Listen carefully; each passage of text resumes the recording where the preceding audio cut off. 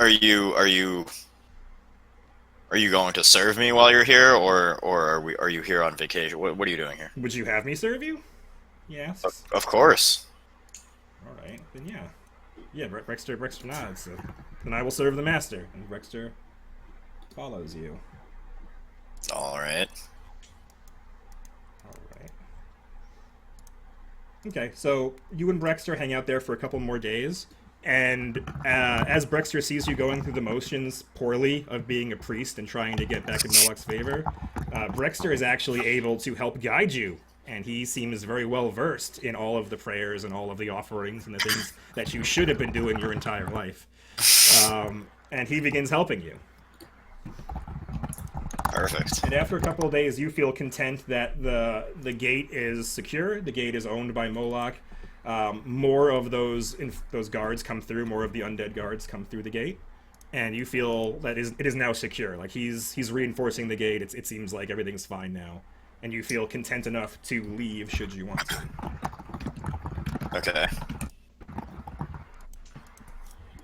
Bob makes one last attempt to talk to Moloch to request any kind of quest that ends with Bob getting, like a group of servants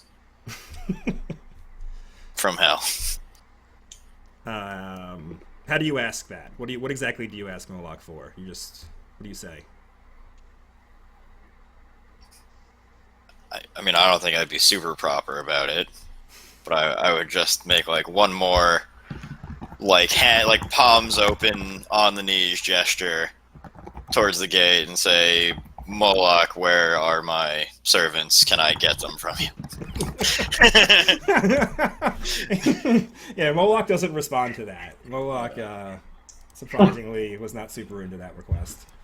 And yeah, Brexter is the only servant that you have as of now. Well, all right. All right, and I'll get you a Brexter. One whole Brexter. I'll get you one whole Brexter, and I also have an Azimag somewhere I have to get down to. Okay. Can I have a control over my guy, please? Do you change your name because you're the best? Yeah, you gave me Dern, not me. I gave everybody Dern, Oh. and I'll give you power over everybody too. All right. While I'm doing that, so Bob, presumably you got to go back somewhere now. So you're gonna hang out at the gate even more, or No. are you gonna? No. I assume at some point, Iwan's gonna teleport you away. I'm not sure exactly how that happens. But. Yeah, I know. We got stuff to do. So you have some sort of schedule with Iwan, who is communicating and teleporting the entire party everywhere they need to go over the 3 months. Yeah. We'll say that once Iwan gets the Z-Bob, she goes to the gate to happen to see if there is a Glorious Reclamation raiding party, which there is not, I assume. There is not. But, Bob's there and needs a teleport, so how convenient we can do that now. How convenient. How convenient. Yeah. Good job writing that one in. Yeah, so Bob, they take you back, and basically unless the party states otherwise, the home base for you guys is Cantaria, because it's the city that's the most friendly to you. You have made a lot of good neighbors there. You basically freed them and kind of gave them halfway between Cheliak's rule and the kind of freedoms that some other people wanted. And Longacre is far too small. It's like a rural crap town, and Sonara is far too dangerous. So Cantaria seems to be where everybody hangs out. Iwan stays with the halflings, but the rest of you, would you stay with the halflings or would you stay in the town proper? Probably stay in the town proper, though Nero spends a good deal of time with the halflings. What about Vors? He's muted. What about you, Bob? I'd probably stay. Sorry, printing. If you're basically you're going to be in Cantaria, are you going to be staying with the halflings, or are you going to be staying in the town proper? Town proper. Okay. And Oh, he's getting that Jaina sweetness. the sweetest drop. Do you need me to roll things for that, Joe? I mean, if you want to, go ahead. Roll some fort saves if that's what you're into. I probably need to roll a diplomacy check first. I mean, sure. Oh no. Brexter. That is the fifth button for the record. Sorry? Oh. Yeah. Yes. Yeah, so she's very happy to see you. When you come back, you know, everybody in town is kind of really happy to see most of the people in the party. And you're no exception. Like you're not as notable as Nero is. Terrible. Yeah, you didn't have a great night. But when you get there, so you're the man with drugs, and Jana, for Dern's benefit, the innkeeper who likes to party, likes the drug keeper. The drug seller in town. Yeah, so Vors showed up and basically like, hey, let's take some of that ale you've got and put some honey dust in it, and let's have a party tonight. So you show up. You have a not so. So that was the first time. Yeah, that's better. Okay. Yeah. So again, she's very happy to see you, and like they have like a party in your honor when you guys all come back. So that's Brexter and Zabub. What are they? What's the other name for Zabub? Accuser Devil. That's in Sync RPG as Accuser Devil. Okay. So you guys are doing that, and Bob, you said you'd be in the town proper. Yeah. Do you give a crap about the halflings at all? Not so much. They have the same icon. That's less than great. Give my guy a hat. Yeah, I wish it was that easy. I wish I could just tell Sync RPG to give him a hat. I'm going to use this one for Brexter. I think I actually used this one in the past, so... Oh, yeah, you did. That's Brexter. You could also be a snake. Yeah, it kind of looks like one. And it's Maggie, but you're not calling her as a Mag anymore. You're calling her... Boo. Boo. Magus or Christie. All right, that's all the things you've got going on. You've got undead somewhere, Iwan. You can tell me, but I assume that I'm keeping them hidden for like going into a new town. Sure. Okay. Right. Are they not? Like, I thought they were okay in Agoria or Agorian. They are legal in Agorian. They are still looked down upon, and some people will not be happy with it, but they are completely legal in the capital city. She's not going to start. She's not going to lead with that. Let's put it that way. They'll stay in her closet in Cantaria. Okay. Now. All right. So I'm going to take you guys to another map, and Vors, you do care about the halflings sometimes, right? You're down with halflings. But they're ardent, and I own them. Okay. All right. I'm going to a new map. It's one of the type of maps that Michael Mosky loves ever so much. Oh, I cannot wait. Where are the flying lions? No, it's not. It's not. It's like the maps you like. It's not. Is it as good as the G spot? It's yeah. Oh. It's in the same style as the G spot. This is somehow worse.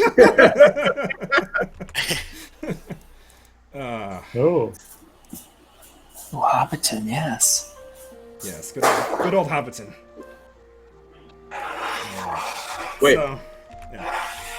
can we teleport with a horse? You can teleport with a horse, yeah. They're right. large, so they count more. I don't know how many people Iwan can teleport, but I assume enough.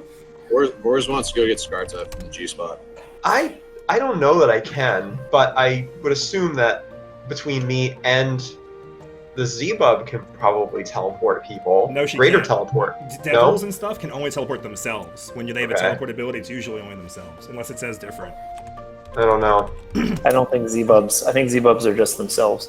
Just Like themselves. when you get into bigger levels, you get things that can do that. Yeah, teleport is self plus 50 pounds of objects only for a Z-Bub. Let's see what it is for me. Yeah, so you can do one additional creature, medium or smaller, for every 3 levels you have.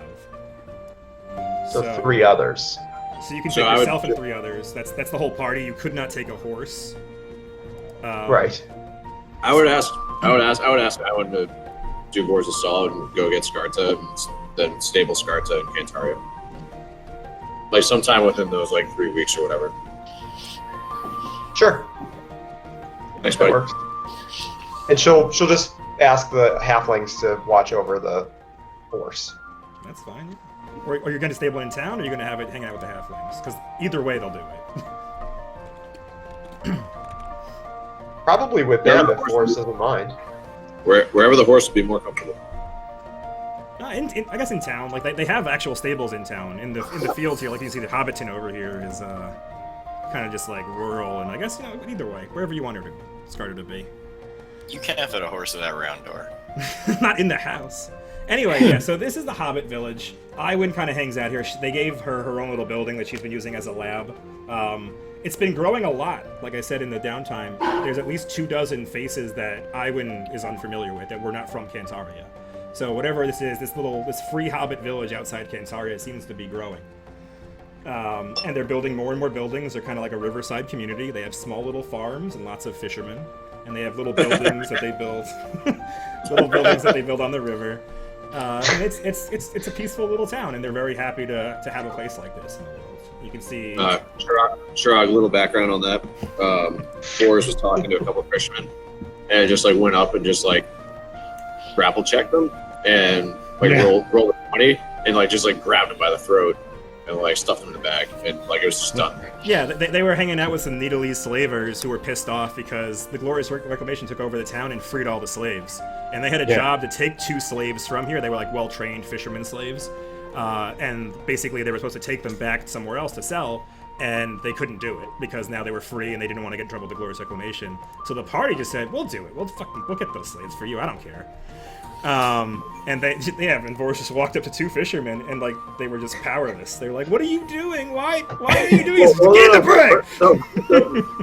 I mean, Boris Tell great about hey, I want to buy some fish. Yeah, how many fish you got? I'll take the whole bucket. And he's like, "Get in the break!" And I'll turn you in. And he just shoved the 2 little halflings, a brother and a sister. I forget their names, but they had names. And now now Needlese slavers have them wherever that happened 2 chapters ago. Now they're a number. And now they're numbers. Their names are now whatever the new masters want their names to be. It's fine, and they worship the Cenobites. I'm sure they're fine. Alright, so you can see here's the village. There's 2 NPCs. This is Perko, has the same art as Durin because I have like 5 halfling tokens. Looks like me. I really gotta buy some more from Devin. And Mytrop Dorp he's a charismatic halfling that was kind of the leader of the halflings in town. And during all the town council meetings that we spent like a full year role-playing. A year? Yeah, a full year of our lives role-playing. He was constantly complaining about the condition of the halflings. Like, they were freed, but freed to what? Like, they were basically 2nd or 3rd class citizens in town. They could barely get jobs. A lot of them were just living in the woods in tiny shacks. So between him and there was a dwarf who ran the labor guild, you guys actually got a bunch of the halflings employed. You got a bunch of material and money. I think they put a new tax on imports and stuff like that to kind of build houses for the halflings. And their village has grown as a result. It's definitely much bigger than you remember. And when Iwin came back, all the halflings were super enthused. They see you as kind of their primary savior, even though the rest of the party played a very big hand in it, and Nero did a lot of the legal shenanigans to get them free, in quotes. Iwin is kind of a little person, and they really respect that this little person was so strong. Like, she used her magic to best these people that were coming to take them. And they really like Iwin a lot. So, you guys are over here, and this just happens to be a time when Vors and Nero are also in the Halfling village. Maybe Vors is visiting Skarta and just taking her for a little trot around the thing. And Nero's there with Iwin. Bob, I guess you're not there. I guess because you don't care about halflings, or do you care about halflings? It's okay. It's okay, you care about halflings? I mean, like, I don't not care about them, but I also don't care. Okay, so everybody else is in the halfling village for some reason, and you decide to go because why not? And this nice jovial music is playing. Some of them play music. It sounds like a thing's gonna happen. Yeah, it sounds like a thing is happening. It would be helpful if you were in the halfling village. Yeah. Save me the trouble of doing something twice. Yeah. So, music's gonna change. Oh. Yeah, so I hope you didn't like that halfling music too much. Make sure to put this one on loop because it's short. And you guys are kind of together, so Iwin's talking with some halflings, and they're doing their morning, like, militia practice, and Iwin has been participating in that and helping them train up, because, halflings are small and they really need to learn to protect themselves. Vors was going over to see Skarta, but just took a moment to kind of oversee what the little halflings are doing, watching them all do the little poses. It's a little funny to Vors, as somebody who owns halflings, just watch these tiny little people practicing with, like, wooden swords and things like that. And Nero and Bob are around. And then suddenly, behind you, Iwin, you hear like a and you guys know immediately that there's some sort of teleportation happening behind you. and you turn around and you see these purple-black hellfire flames. Ooh. And you can right-click on this and hit the handout. Are these the same color flames that I saw coming out of the gate when Brexter showed? Yes, Nice. that's hellfire. That's what the flames of hell look like. They're purple and black. Boris likes what that looks like. Vors likes what that looks like? Yeah. Good. Alright.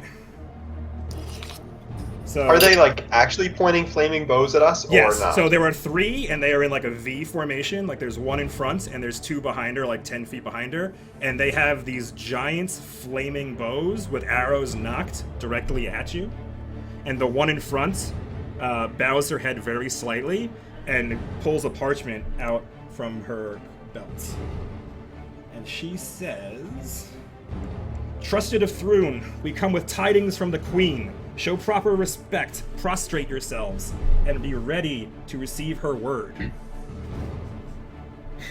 What do you do? Is she saying that we should? Nero, Mike doesn't understand this, but I'm sure Nero would. Is she saying that we should bow as though we're in the presence of Thrune now? Yes. That's what Nero will do. Boris trusts Nero and would follow suit. Yeah. I guess like Boris would also know that, since he's Yes. If they're telling the truth, you should be bowing to the emissaries of the Queen. I guess Bob also does it. All right, cool. You all bow. No one dies. Great. All right. So the one in the front smirks and seems very pleased that you all bowed to her. And she reaches out and hands the parchment to the closest person, which I will just roll randomly. Is Nero. good. That's good. I was hoping for Ira, but no, it's Nero. I was It was going to hoping him Boris. either way. Yeah. So Here. there's another handout now. You can right click and hit show handout. And I'll read it Can as somebody read it to me? Trusted agents of Thrune, with the encroachments of the traitors, brigands, and foreign insurrectionists calling themselves the Glorious Reclamation, it is time for those most loyal to Cheliax to gather beneath the banners of Thrune. Your presence is requested in Agorian to await and execute your queen's will. Make haste to the capital and register yourselves at Asmodeus' Midnight Temple. The Prince of Darkness' loyal priest will provide quarters while you await your orders. Together, we will be the iron shield that defends the homeland and the hell-forged blade that strikes back at these tin upstarts and restores order to the Empire. Swear your devotion to my messengers, then fly to your queen. Fail to heed this summons only by death. Her infernal magistrix, Abigail II of the thrice-damned House of Thrune, by the might of Asmodeus, Queen and Empress of Cheliax, and of its other realms and territories. And it's very clearly marked. It was sealed with her wax seal, and it looks very authentic to Nero. Her title starts out really good and then gets sort of like. Yeah, right? She just keeps tacking stuff on at the end. Yeah. Agreed. Yeah, but the document appears genuine to Nero. I mean, we either go or we die, so let's go.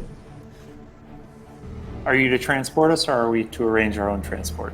They said they transport us. It says it on the thing. No, it doesn't. Did you read it? Did you read it aloud, Boris? It says that you would fly. It says doesn't say- fly to your queen, like move quickly to your queen. They are not Oh. transporting you. They answer Nero. Oh. They shake their heads and they Boris say, just wants a ride. yeah, he says there are many more to summon. We'll be there as soon as we can. She nods affirmatively and she looks at the other two who begin to lower their bows. And if you guys have no other questions, they're going to vanish. Please don't go. They are You can't gone. see anyone. He can sense their bodies.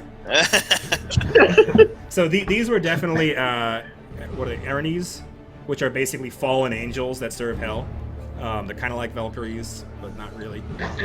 You fought one. I think Fex had summoned one, so you fought one. But these ones were significantly more powerful than that one. And they poof away. Yeah. They are gone. So you are to get to Agorian. What do the halflings make of that? They are all in shock. So they were terrified. A lot of them began to cower when they saw these things appear. And then they saw you talk to them peacefully. Some of them probably even heard what was going on. They asked you to bow to the queen, and you bowed. And they called you trusted agents of Thrune in front of the halfling community, who did not know that.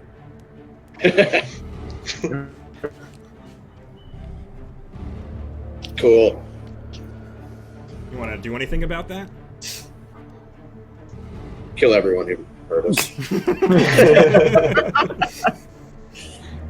Do it. So I mean, Bob hasn't killed anything in a while. Iwan would address them and basically tell them, you can see a lot of shit's going down. It like this training that you're doing is going to be really important. Keep it up. Leave us to what we need to do, but keep yourselves ready. Keep yourselves strong in the meantime. Okay, toss me a diplomacy check to see how well you appease them, because most of them are very concerned at what just happened. I can intimidate them, probably better. I mean, can't, like, Nero, like, reassure them that, like, the legality of this little enclave is, like, ironclad. Right. That's not what they're concerned about. When they seem concerned, Nero will basically feign that he doesn't understand why they're concerned. This whole protectorate, all the maneuverings I've done have been to protect you in this community. Do you doubt my sincerity? Also, is Nero a loyal agent of Thrune? I thought you passed on that, right? I passed on the second boon, but the He's original what was the first one? trusted agent or whatever. Trusted and loyal. I don't remember the order. Yeah, whatever. I think it's loyal then trusted. I think, but I could be wrong. So he's a level 1 through me. Okay, so yeah, also make a diplomacy check, Nero. So Iwan, you basically tell them to focus on their fighting, and you seem to calm some of them down, but other ones still seem irked. Nero is a bit better at it, and It's +1 to that. It's not fully synced for some reason, Sure. but anyway. yeah, so Nero's a bit better at it. He calms the remaining ones. So there's definitely like murmuring about what's going on, but they do not doubt Nero. They do believe that everything he's done has been for their benefit, for this community's benefit. So they are fine. Okay. And how are you getting to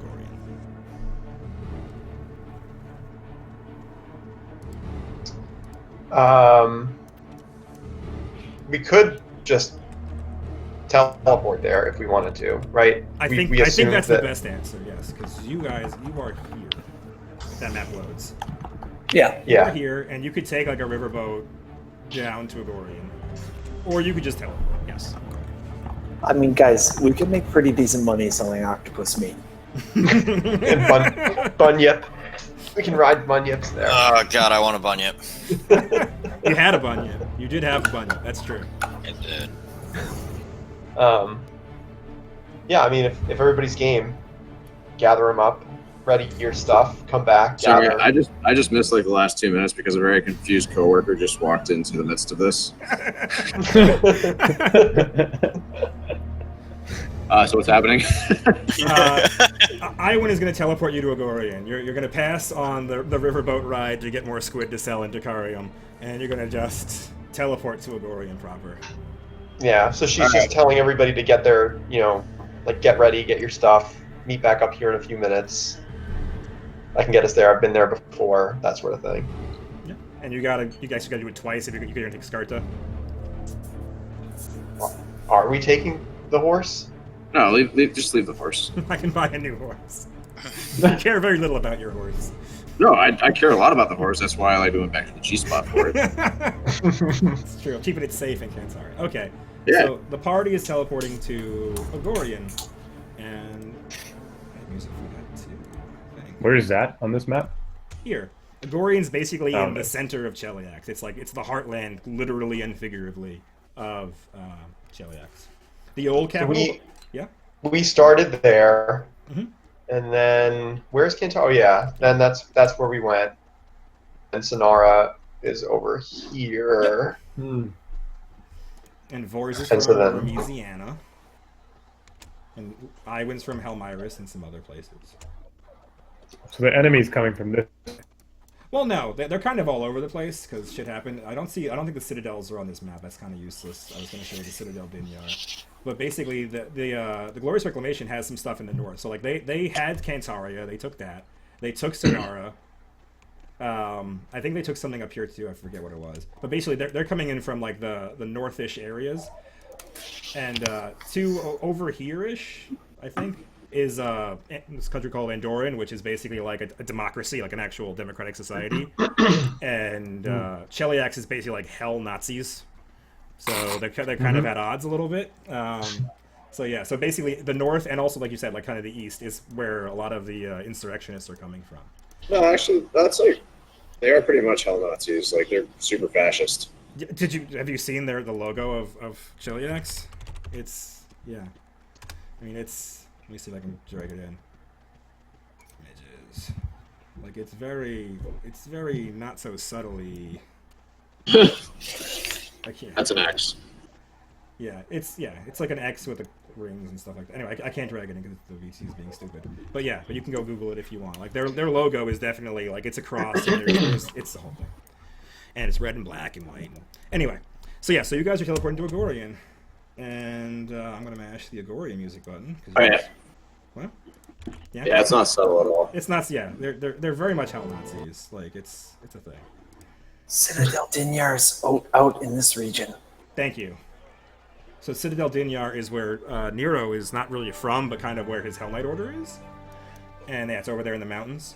And that was the first place the Glorious Reclamation had taken.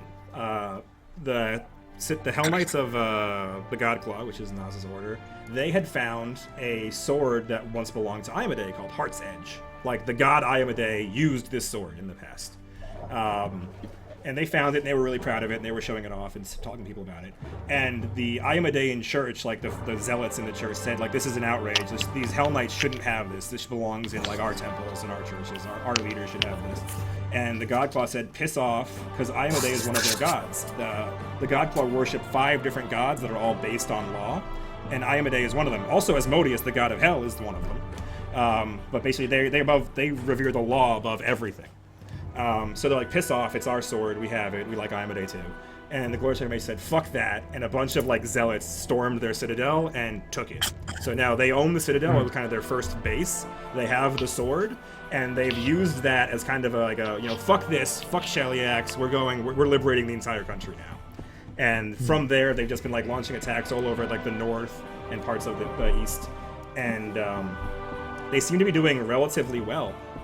Despite the party's successes in keeping them out of Longacre and kind of turning Cantaria against them, they have one in Sonara, which is like a small city, and like they thoroughly have that, and that controls a lot of river traffic between other areas. So there's a lot of worry about where they're going next, and that's why the Queen has called you all back to Agorian to kind of do that. So we're going to Agorian, and while I'm doing that, I'll just take you to the overall map of Agorian real quick.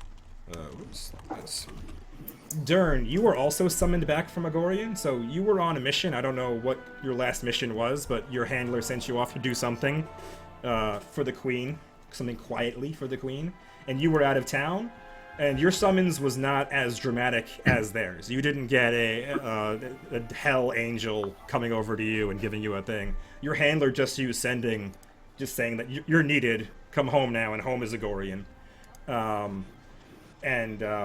They basically say shit. He says shit's fucked. Register at the temple like everybody else, the Midnight Temple like everybody else. Because basically he would normally set things up for you. He'd get you a place to stay and things like that. But there's so many agents coming back to town now, and you were actually some of the last agents called. Like the Ares were going out further and further and further, and you were kind of far away from the capital. So like there's already Thrune agents all over the town, and lots of places are kind of just swarmed with them already. So just go to the Midnight Temple is what he told you. He'll respond and say, the Queen's will is mine. Oh, this guy over here. All right. The slave. This slave. Yes, I'll drop you on the Agorian map. Good little sub. All right, so this is Agorian, and all of those, all of those name tag things are basically names of districts and other important kind of areas. If you have any questions about specific things or things in general, you can kind of ask, and I'll let you know. I see no scale. What? You see I no don't see scale. scale. I also don't see a scale, and the the measure tool is going to be wrong. I didn't set it, so I'll work on it. I'll get that going. But it's a big Is town. Trick Alley where people flip tricks? Yes, Trick Alley. You can definitely. There are prostitutes in Trick Alley. There are also several thieves guilds in Trick Alley. Dern would know a good deal about Agorian from his time here. The rest of you will make knowledge checks, and I'm sure you'll know a lot anyway because it's knowledge local and stuff like that. But if you have specific questions, you can ask, and we'll make knowledge checks about it. But this is the capital city of Cheliax. One interesting thing is that this used to be a small fishing village, and the old capital was West Crown, and before the capital moved here when Thrun took over, this was a small fishing village that people would come to during the winters to kind of relax and look at the giant lake over here. So they had this weird thing where it was this small fishing village kind of renovated by all these rich people showing up and kind of not gentrifying so much, but just like building big opera houses and these big villas and stuff like that to kind of bring culture to this weird backwater fishing village. That's totally gentrifying. Okay, fine. Yeah, Well, they didn't kick out the fishermen. They did The out fishermen here are in still Toronto. here. That's totally gentrified. We still have bombs downtown, but it's gentrified. Yeah, exactly. So even then, even after all that, like the town was still kind of small. It was mostly like a getaway for the winter. But then when Thruni took over, it was Abergrail's the first, her grandmother, the current queen's grandmother. When she took over, made the first pact with Hell. She moved the capital to the center of the empire, and they started this massive renewal project where they knocked down all the buildings in the center of town. They confiscated 20 acres of land, and they started building these like square things called the grid. And the idea is that eventually the entire city will be done properly in this like meticulous like square style, but they haven't gotten around to getting all the way there yet. So important things in the center of town. This big building here is the Imperial Palace. It's fucking gigantic, and it's kind of on the top of the hill in the center of the grid. And this How big is it? Can we get a scale for that? I don't have a scale. Really big. I will get on that, but it's gigantic. Fucking gigantic. It's fucking gigantic. Over here, this pentagram is the Midnight Temple. That's where you were told to register. It's the largest temple of Asmodeus in Agorian and I guess the Empire as well, as far as I know. It's a very large temple and it's shaped like a pentagram. And there's lots of other places in town. There's lots of docks. There's rich areas, there's poor areas, stuff like that. So if you have any specific questions, let me know, or if any of the names of the districts interest you, let me know. But presumably you would basically be teleporting either into like the center of town, or you'd be teleporting outside of town and walking in, right? Which would you prefer? Where would Iwan go? Probably right to the center. Yeah. She wouldn't want to waste any time. Yeah. All right. So you basically teleport and there's like lots of statues in there, things that Iwan would very clearly remember to give her a very good picture of how to teleport. And I think you still, even though, how many times have you been to Agorian? I don't know. She was pretty nomadic, so probably in and out a few times, but not many, let's say. Okay, roll a D100 to see if anything terrible happens when you teleport. You end up inside of dirt. 54. Alright. You're on target. You're fine. Yeah. Low is good for these rolls, so you're fine. Nothing terrible happens.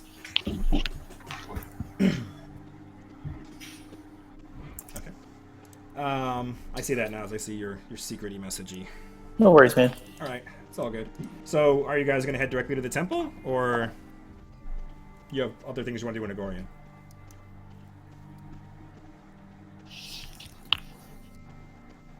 I'd want to go right to the temple. Alright. We can. What time of day? It's early in the day, so we'll register and then be able to do our thing. Sure. You go to the temple. There's a map for that. It's another one of those maps Michael loves. God damn it. It's a map that's not a map. He loves those. It's a map, it's not a map, that's right. Michael. Friggin' painting. It's a painting. It is. Yeah. At least this one has some cool lighting. Yeah! It's the biggest temple to basically Satan in the entire world. Santa. Hail Santa. Can I sit on his lap? Hail Santa. Yeah, so as you walk in again, it's I keep saying gigantic, but it's huge. It's a very large building. It's a stone pentagram, and it's the most beautiful church many of you have ever seen. It's certainly like the most exquisite, like the most expensive, the most lavish church. And when you walk into the church, you see a hideously long line to register. There are literally hundreds of people in front of you, even this early in the morning.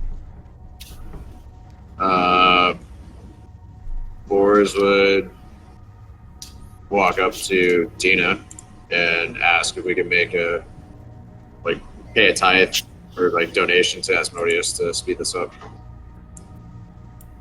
Make a diplomacy check. Or to expedite us, yeah. Ooh. I would study her first, so +3 Sure. on that. Yeah. As you're walking up, people ask you what the hell you think you're doing, even before you get to Dina. Like, you're walking past hundreds of people who are waiting in line, and all of them look like they're all adventurers or agents of Thrune and stuff like that. So, like, a lot of them have, like, giant axes hanging off their belts. And Oh, well, you didn't say that. Yeah, so, like, there's a line of people who are like you and or better than you in front of you. So do you basically, people say, like, what are you doing? You trying to cut the line? I mean, you didn't say they look like that. Okay, apologies, but now they've seen you do that. So would you change your What? I'm tack? blind. What? Points to blindfold. Oh, I'm sorry. They're calling Zone 2. I'm Zone 2. Yeah, give Vors a fucking walking stick. You can tap him on. Okay, so you're Are gonna there? go- yeah? Is there anybody around when we first walk in that seems like they're affiliated with what's going on rather than in line? There are acolytes and stuff walking about the church, but the only people you see that look directly related to the task are the two scriveners, which are basically scribes, at this little desk that everybody is waiting in line for. No one else appears to be registering people or even talking to people in line. There's no hidden desk around the corner that nobody knows about. No, there's no second hidden desk that anyone doesn't. Where's Dern in the line? You are in front of them a little bit. You also kind of recently got here, but you are ahead of them, Okay. waiting in line. I'll let them cut if they talk to me. there are people in behind you that wouldn't be happy with that. So, do you think we were going to be able to see the halfling over all of these giant people with their axes and everything too? So Iwan would go to to one of the acolytes who's in the front and say something like, if you guys can tell the scribes up front that if they get us registered, we can help them with this. I mean, this is going to take forever. I'm sure you guys want this processed more quickly. We're good, especially this guy, and she'll point to Nero. We can get this done for you quickly.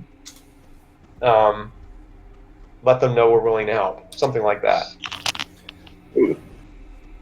Except for the blind guy. He can't read things. Yeah. Toss me another diplomacy check, Iwan. Sure. You're talking to the scribe or whatever the. To the acolyte. The acolyte. Yeah. That guy. Ooh. The acolyte seems impressed with your request, but he ends up shaking his head anyway. He says, "No. This task was entrusted to us by the Queen itself. Only the clergy can deal with this." And he seems utterly impressed with your request, but no, I can't do that. We're here if you need us. Okay. He nods and he goes about his other stuff. He goes tending to candles and things like that. Anything else you guys want to try? At this temple to law and order? Start a fire. Get a start of fire. The temple is That's mostly what I made of would stone. Burning down the midnight temple of Asmodeus. He is a god of fire, for what it's worth. You would love it. Alright, so you guys are actually waiting in line for 3 full hours before Dern gets to the front of the line. And let me see. So you get to the front of the line, and there are 2 scriveners, like I have explained. And Let's see. Do they say anything specifically? So the woman, despite the picture, she has like all of these tattoos around her face, and you can see like under her sleeves and things like that. You can see them, and they're infernal runes. Do you read infernal, or are you aware of infernal magic? Oh. I don't have that. Well, I'm a blood rager, so I imagine I have some understanding of this crap. Alright. Go ahead and make a spellcraft check, or a knowledge arcana check, whichever one you think you're better at. Spellcraft. Making it good when it's I gotta Darren's do this. first check ever. It is. I know. Here we go. Ah. Yeah, you're All right. five. So That's 5 okay. is a better check for you. That's good to know. All right. All right. Yeah. So you have no idea what it is. You can tell that they're infernal runes and they're all over her body, but you don't know what they're about. And she seems completely bored to you. Like she's actually looking at a book, and she's looking at a book, and there's pictures of devils devouring people and things like that. And she doesn't seem to be paying much attention to you at all. She doesn't even look up when she just says name. And the scribe next to her, like, licks a quill and gets a hand ready over another book. He says, Dern. Last name? Dern. And she looks up and says, Dern. Just Dern. And she nods to the other scrivener who begins writing things like that. And she says, family? And she looks down at you again because you're a halfling, so she looks down at you. She says, are you free?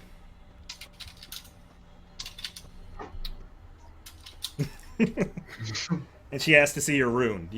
Are you a loyal servant of Thrune? Did you take those feats? I got no choice. Oh, I didn't know it was a feat. But anyway. Yeah, you get him for free. He has some. Okay, yeah, he'll show it. Okay, so where on your body is it? It can be anywhere you want. He pulls down his shirt. It's in the center of his chest. Okay. And you can make it invisible. Like, basically, it glows when you want it to, so you can kind of, like, if someone finds you, they don't automatically know, but you can show it off whenever you want. Yeah, so you show the rune. Don't other, like, agents automatically see it? I don't remember that. Is that true? Sounds right, now that you say it. Thought so. Sure, okay. Makes sense then. Yeah, but, Iomedaeans that capture you won't automatically know. Okay. They ask you anything else? Let's see. She asked you how to spell Dern. He laughs. He says, "What do you think?" She doesn't laugh. She's not happy with what it is. Like, she just most common spellings of your name, please. D-U-R-N. Dern. And the scribe next to her writes, and she says, "What do you do?" I work for the queen. No, she's no. What do you do? She looks at you and she sees a sword on your back. She's like, "Do you swing that?" He takes the book that she's looking at. He spins it around and he points to where there's like a bloodbath of the devils. And he's like, "I do this," and he spins it back. Make a diplomacy or an intimidate check, whichever one you think you're better at. Sure. Here we go. She is impressed. Yeah, so she looks at that and she looks at you. She seems to disbelieve you a little bit, but you do have a giant anime sword on your back. It is like way bigger than me. Yeah, way bigger than you. And things come in small packages sometimes. So she nods and she gestures to the scribe who begins writing something that you can't see. And she says, "You're assigned a room at the Lawgiver's Rest. Give them this," and she gives you a little piece of paper with a wax seal on it, and they'll see that you have a room for the night. He says, "Enjoy your stories," and he taps on the book. Yeah. She nods and pushes her book back to her end of the table so she can continue reading it. He'll walk past the line and walk down the line, and I guess you'll see the party as he goes down. Correct. So the party then gets up. So it takes, again, you're a couple behind him. You're not there immediately behind him. So it takes like another 45 minutes, an hour before you guys are up at the front. And what were you doing while waiting in line? Is anybody doing anything interesting? Boris was bragging about both of his head counts relative to Bob's. I'm gonna fucking kill you. So we're back to that, Bob.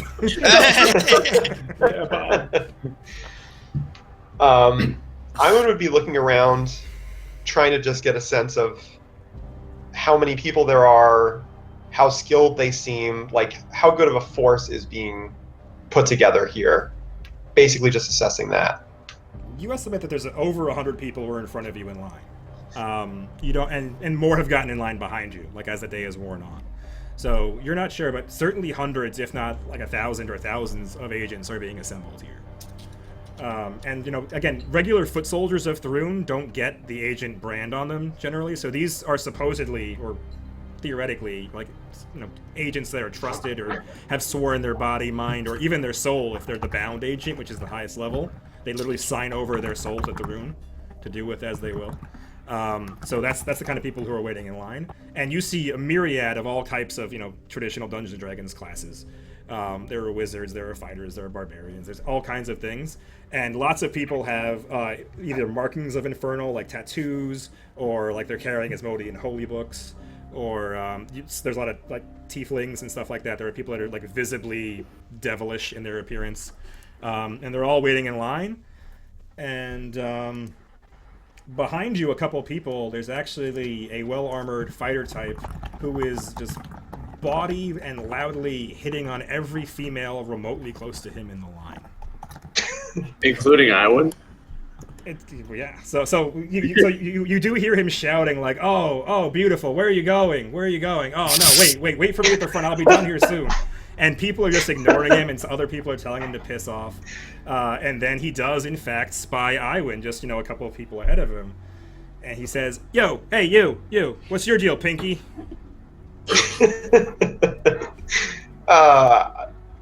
I very much doubt I'm going to be your type. He says, "No, come on, I ain't never fucked." No.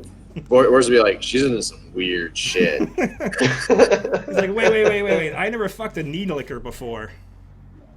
It's another word for gnomes. And you probably won't still, so you can move right on along. Do you all have the right parts? Do we have the right parts? Yeah, he gestures to your crotch. I would assume so, but you won't find out, so... Nah, he waves you off, and he's looking around for the next woman to hit on. And yeah, so he continues loudly doing that for most of the time you guys are in line. Anybody else doing anything interesting? So Vors and Bob are debating kill counts. No. Head counts. Head counts. I killed a god. Wait, what? No, that's why I said we're comparing both head counts. Let's be clear. I don't want to get in the middle of this, but let's be clear. I don't know how much we can attribute that to you or to Moloch. I don't think it's fair to give you full credit for that. Legally, I would say that doesn't add up. Legally, I don't remember asking you a goddamn thing. Fair enough. All right. During the time in line 3 times, as acolytes go past of different rank and file, they stop and see Nero and address him by name. And they each have a small conversation. What are you up to? When did you get back to Agorian, kind of thing. And a small back and forth, and then they move on. Okay. Nero, you also notice far away from you, far enough away that you probably wouldn't be able to talk to her, you see Aspexia Rugatan over here. And she is the Grand High Priest of Asmodeus. She runs this temple, and she is like the top tier mortal in the world in the Church of Asmodeus. And she's walking. She's got like a gaggle of acolytes and priests with her, and she's far enough away that you can't really even call out to her. But you do see that she is in this temple. She is alive, and she's around. So that's the High Priest. Nero will point her out to the gang. She is serious. I think she's a tiefling. I have to double check that. She might just have a crown on, but we'll see. But she's around. And toss me a perception check, everybody. Me too. I don't know. You can, Dern. I just want to see what your perception is, but you don't know this guy. Oh, okay. How perceptive is Bob today? Come on, Boobert. Let's do this. Oof. Good job, Dern. I rolled a 1. I'm sorry, but you don't auto fail skill checks, so a 20 still a 20. It's still 20, yeah. Yeah. Okay. Everybody but Oh, Bob. Bob. You see. No, Bob. You see that close enough to yell at if you want to. You see a person over here. Whoops. Over here. You see Corrector Azenio. He is the Inquisitor of Asmodeus that actually made you guys trusted agents of Thrun. So he's here at the Temple of Agorian, and he seems to be tending to his duties, and he's just walking down a hallway nearby. Izzy. he looks up to you, obviously unimpressed, but he does nod. He does seem to recognize you. And he walks over. And he says, "So you've been summoned." Indeed. He nods and says, it seems many have, and he looks at the line of hundreds of people. The queen is planning something. As an aside, like, didn't Iwan want to show him stuff, like with Maggie, or is it too soon for that? But she doesn't have anything to show yet. But yes. Corrector, I have some documentation for That's you. right. That's what it was. He says, "Oh," and he raises an eyebrow. It's of a rather sensitive nature. Perhaps I should find you later. Would you like me to hand you the folio now? He puts his hand out and gestures that he'll take it and says, "Yes, of course." And he points you to where his office is in the building. Okay. So I'll hand him one of the folios, and Nero basically earmarks the sort of page that is sort of the short version of events. And these are basically all the documents you talked about in the downtime thing, which is like Correct. Fex is Yeah. a traitor. Here's what he was trying to do. Correct. Okay. Yeah. Here's what we did in return. Yeah. Okay. Yeah. So he accepts that, and he doesn't look at them immediately, but he just kind of assesses the size of the packet. He nods, and again he looks at the line. He says, "It's crazy." He says, "People have been coming in for weeks now, and the lines are always this long." He's like, "I was unaware we had this many agents." I suppose that's part of the idea. He nods. Says, "The queen is up to something. The queen has a plan. We'll see what she does." And he looks over each one of you, and he remembers that you, Nero, didn't take the oath. You were offered and did not take it, but everybody else, Vors and Bob and Iwan, all gave him a drop of blood, and you swore your minds to Queen Abigail. You already swore your bodies in the previous one, and now you swore your minds to Queen Abigail. And so he looks over all of you, content, and he says, "Is there anything else?" And he looks you all over, and you guys have devil friends now. You have Azimag is floating around, unless you want her to be invisible for some reason, Iwan. I don't think she needs to be here. So No, there are tons of devils flying. Everybody's got like imp familiars and stuff like that. And Brexter can't fly, so he's walking behind you, Bob. Every once in a while, getting bored, and he's kind of flighty and kind of crazy. So he lights his little hands on fire and throws a little ball of fire in between his hands and stuff like that. And he looks over all of you and your tiny little companions, and he nods and goes on his way, taking your documents. Just put it over there.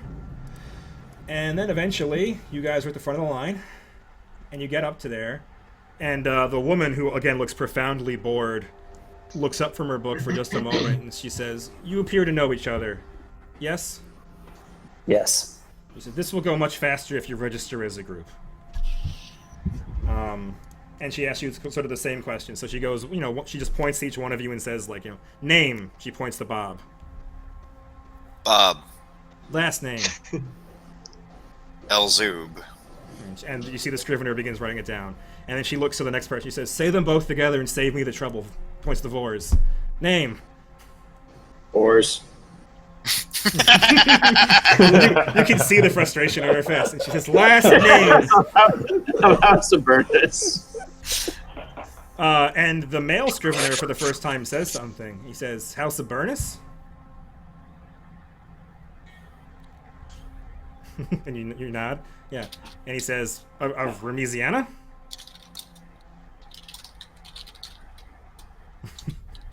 something, something's happening. Yeah. So you nod to that as well, and he looks at the female scrivener, and she said, and then back to you and says, "Why didn't you check in 2 weeks ago with the others?"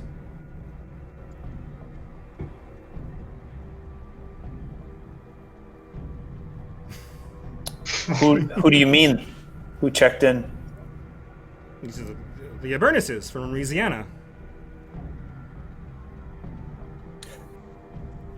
I assume that you had names or amounts, assuming that they are of the same house. Names are what are you asking for? I'm confused. Sorry. He's basically saying like, we would need to know who registered to know if it was something. He looks confused, but then he says, Rod and Todd and Quinta, and he looks at you as if like you don't know the Abernices. All right, it's quieter now. No, it was really loud for a minute. No, it just says like, just tell him like I was out and I wasn't I wasn't at home when they received the missive. Oh, he nods and says, "Oh, that explains it." He just shakes his head. He says, "Should I put them?" And he just, "Oh no, it's fine." So he puts down Vor's Avernus. And then he goes on to the next person in the list, and he points at Nero. Name. Nero, House Nero. And he nods. He writes it down. Your house is a lesser-known house, I believe. Yes, is that true, or are you of notable birth? Are you asking me as Joe, or are you asking me as the Scrivener? Scrivener. I suppose so. He nods. I've never heard of you. Are you? Yeah, I was gonna say, if you haven't heard of it, I would say it's probably lesser known. Yeah. So he nods. He says, is your family present in Agorian? Where are you from? Longacre. And he writes that down. He was going to ask everybody else where they're from too, but he gets to you and does Longacre. So that explains it. Yeah, you can tell that he very much looks down at you as a country bumpkin noble. You're a country family. Finally points at Iwin, and Dina, the female scrivener, actually pauses before asking you for your name, kind of just taking you in, the tiny pink-haired gnome, and says, "Name?" Iwin, and I don't have a last name. My family abandoned me years ago. I don't take their name anymore. Yeah, she raises the hand halfway through your sentence and says, I don't need the whole story. That's fine. And so they write Iwin down in the book.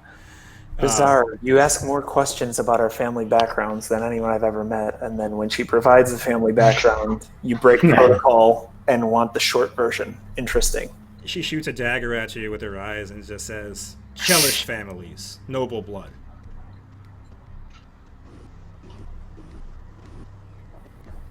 The implication being that she's a gnome. She's just a gnome. Yeah. So they get on with it, and they ask all of you where you're from. So they already know where Vors is from and where Nero's from. So they go to Bob. Where are you from? Hell. He raises an eyebrow. No. Where in the Empire are you from? Hell. You can see she's visibly frustrated. She really wants to be looking at her like devil comic book, basically. And she's like, "You were born in hell?" No, I'm from Cheliax. Where? Hell. And yeah, so she looks at the male scrivener, who just kind of shrugs at her, and they just write a dash next to your name where you're from. They don't know where you're from. And then they go to Iwin, and they say, "And you?" So out of character for a second, I kind of forget. I think I said that she was from Isker. Does that sound like a place that gnomes are from? Yeah, Isker is placed on the map. I don't know if that's a known place, but anyway. Yeah, it's a place. I'm pretty sure that's what it is. So that's what she'll tell them. Okay. And we'll say that that's what it is from this point forward. Sure. That's what I think I remember. Yeah, it's a vassal of Cheliax. I'm looking at it real quick. But yeah, that's a real place. You could be from there. Okay. It exists. The Citadel's near Isker. That's why I know it. All right, so they take all that down, and then they get to the last question, which is like basically, what do you do? And they point to Bob first. What do I do? What do you do? I fight for my lord's honor. Your lord? She raises an eyebrow. My lord. Who is? And you can, again, she's just getting terribly frustrated with you. Moloch. She says, "You serve," and she raises an eyebrow and says, "You serve the Ashen Bull." I've never heard him referred to as that, but yes. You have. Yes, and she looks at you quizzically and kind of just takes you in, looks at your armor and things like that, trying to just kind of size you up. And I just hold up the hammer and say, you raise yes. the hammer. All right. Yeah. And you light it a flame, like you can do. Yeah. But I'm not doing it like menacingly. I'm just like, yeah, check this out.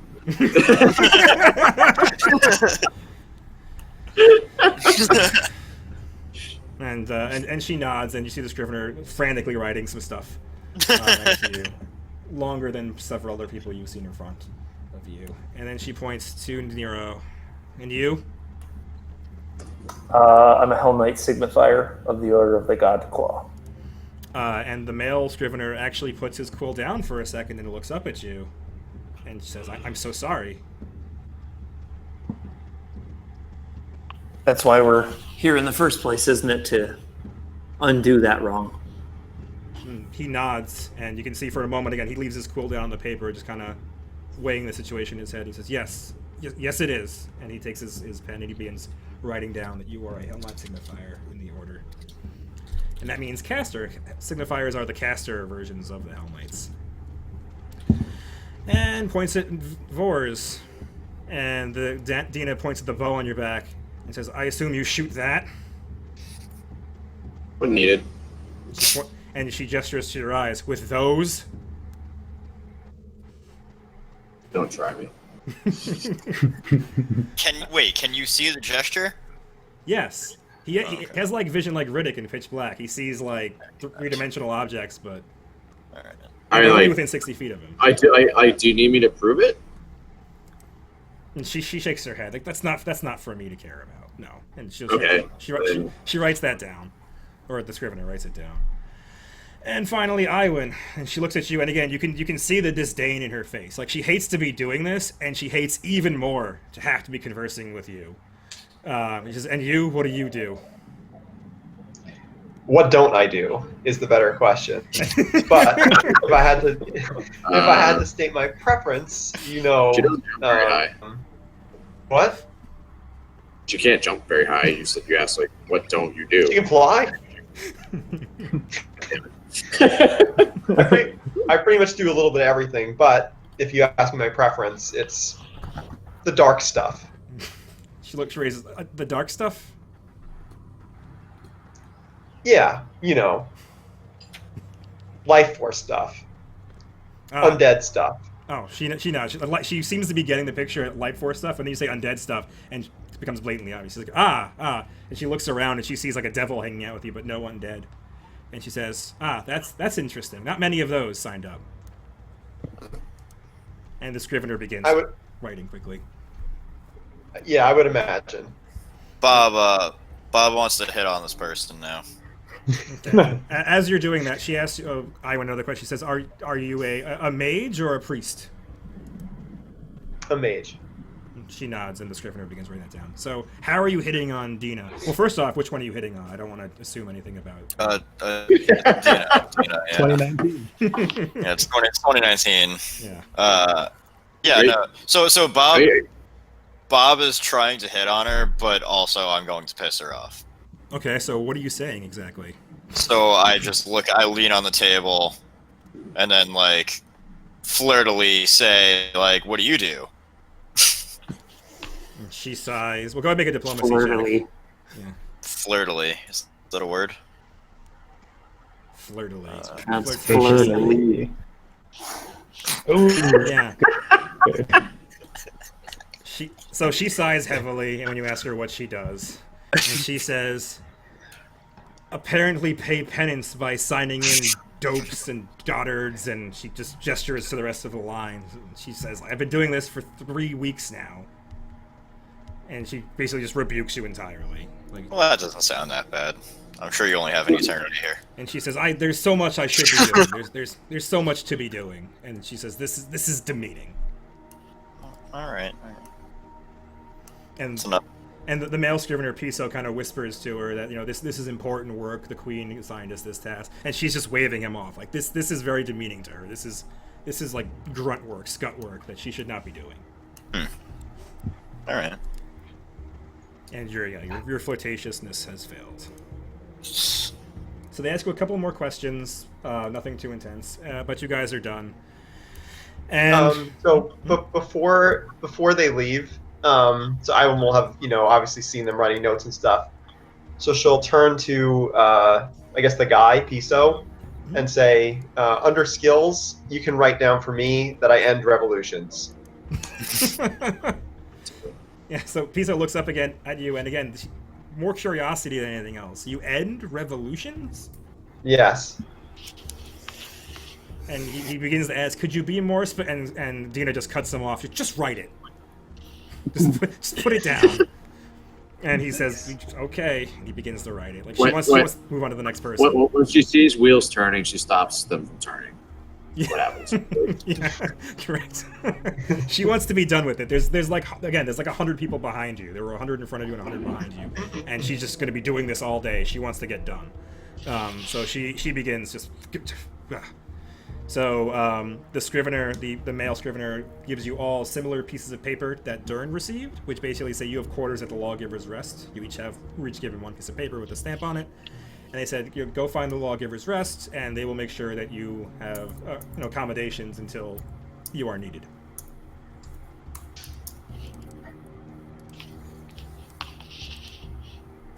If nothing else. One other thing. Mm-hmm. So, noting that she's tired with how long this is taking, I will say, here, this should help, and we'll basically give the scribe haste. You're gonna cast a spell in front of them? They'll know what it is. This should speed things along. Here. Make a diplomacy check just for giggles. Sure. Haste only lasts like a minute. Yeah, well, you roll very well. So Piso actually laughs. So as you're doing it, Dina looks kind of surprised that you would be casting a spell because. When someone starts casting a spell, you have no idea what they're doing. Like, you could have been making a fireball right in the middle of the room, and no one would have known. So some of the people behind you actually back up because they don't know what's going on. But anybody who is remotely good at a spell, remotely a spellcaster, kind of knows what you're doing. And Piso finds this hilarious. Piso begins flipping pages really quickly in his book, and Dina rolls her eyes very quickly. And she says, and she waves you off. Next, and she's basically trying to get you out of here. And you guys are leaving, and everybody toss me another perception check. Dern, you can too. What were you doing while this was happening, Dern? Because it would have taken like 45 minutes for them to get to the line. Oh, I would have gone to the inn. I wouldn't be there. Okay, so you're back at the Lawgiver's Rest. Okay. Or I would go check in with my handler. So he's here. Okay. Nostheratrix. Nosteratrix. And then Nosmarius. Theratrix. Yeah, and after I talk to him, then I'd go to the inn. So Nero and Vors, as you're walking away, as you basically, after Iwa makes her little joke, you guys notice that there is a bent, hobbling man loitering in the temple and looking at you. And seemingly, as you guys are getting ready to leave, he begins talking to two people next to him. He has a very large half-orc and a halfling, and he begins whispering to them. And Nero, you can actually hear some of what they're saying with the roll that good. You hear just snippets of the conversation, not the whole thing. You hear the word Lawgiver's Rest several times, and you hear that he believes that you look promising. So let me show you some people over here now. Boop. Over here. There is a decrepit bent noble. There is a lanky halfling who's tall for a halfling with long arms and legs. And a half-orc barbarian who is dressed in like a fine Chilaxian suit, like the modern fashion. It's not like gaudy or overdone, but it's... he looks very odd on someone his size. He's wearing all that, and his hairpiece, and he's got like a bone through his nose, and he's got all these orc scarifications and tattoos all over his face and chest. So it sounds kind of like who Boozlebob wanted to be. Maybe one day Boozlebob will grow up to be that cool looking. Yeah. Does Boars recognize the decrepit noble? Can I make a knowledge and ability check? I don't know what button it is. No, it's fly. Handle. Heal. Intimidate. It's after intimidate. Yeah. It's the 14th. I'm not gonna count all of them. I think it's that one. Oh, alright. But I have to click my.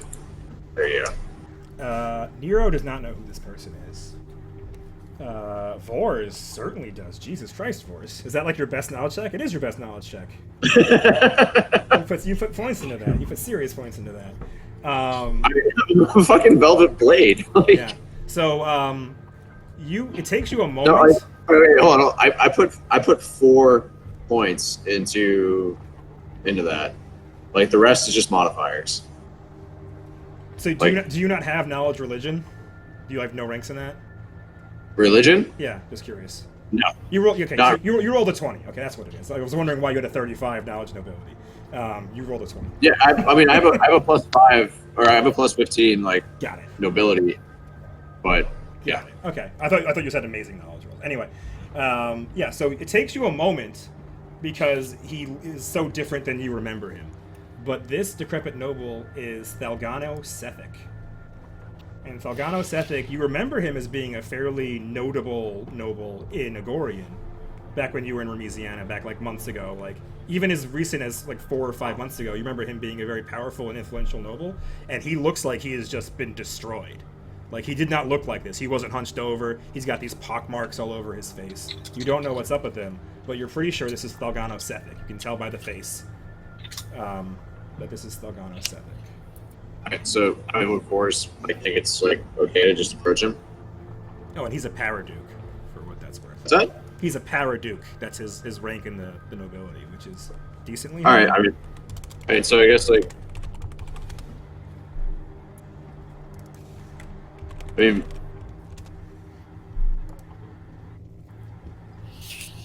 mean, Vors would walk up to him and just introduce himself and like say it's like say like Paraduke. What was his name? Sorry, I couldn't hear you. Thalgano Sethic. Oh, Paraduke. Yeah, like with the proper honorifics and whatnot, and yeah, introduce him, and I guess Nero. Probably leave out the other two. Oh, okay. It's like the Nero House Nero. Like these have a lesser. Was it a lesser like house in Longacre? Mm-hmm. Boris of Burnus. Yeah, House of Burnus, Regina. So, and just like say it's an honor to meet you, sir. Toss me a diplomacy check just to see how well you ingratiate yourself and do all of the things you're supposed to do when greeting a Paraduke. That is the 6th button for those counting. Boom. Yeah. So you +3. +3 because you're studying. Yeah. So you. Yeah, of course. Yes. So you're doing everything right. You're doing all the honorifics. You're bowing the correct height and things like that.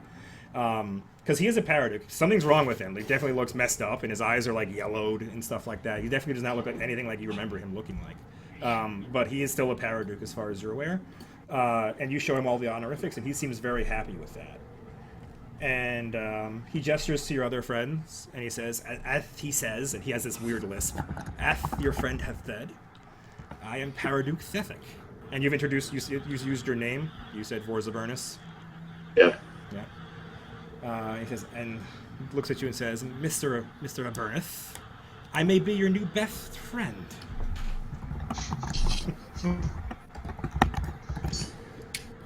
He looks at the others. He looks at Nero, and then he looks at the other two who aren't titled or anything like that, from families, and he says, "Please take no offense, but you seem like buzzing bees, like all the others around here, buzzing around the hive, but indistinct." unheard, unseen, and likely to remain that way.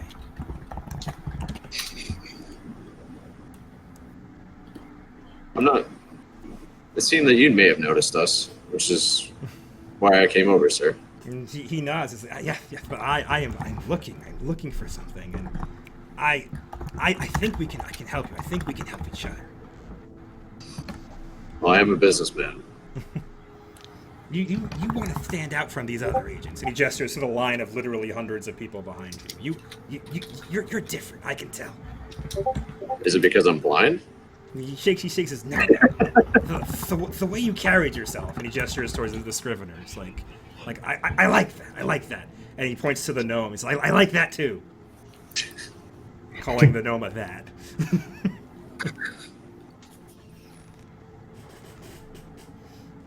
So he looks over to you, and he looks at Nero. So, would you like to speak in like somewhere more discreet?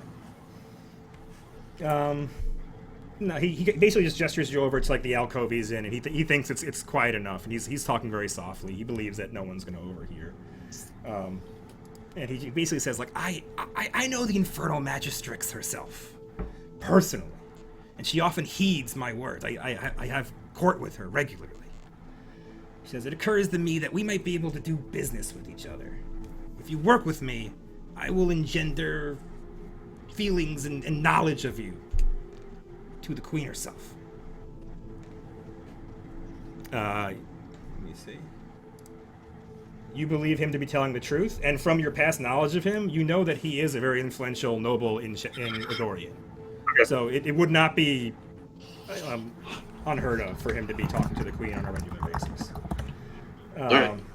He says, if you work with me, I will endeavor to prove that you are seen as more than pawns in her strategies. And he gestures to the hundreds of people behind you. He says, all of these people will play a part.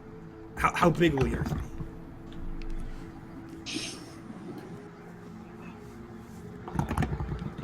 Well, I suppose that depends on the opportunity. He nods and he says, it's simple. It's simple. It's so simple. And he says, the Lawgiver's Rest, the inn you're staying at. I wish to buy I it. would certainly think that a man of your status would have the financial means to do so. And he nods and said, of course I can. What does he say specifically? He says, the owner won't sell it to me. I wish to broker the deal through you. Wait, he won't sell it, or he won't sell it to you? And she says, she won't sell it to me. But she is open to selling it. Everything has a price, he says. Indeed. Perhaps I shall pry her a bit and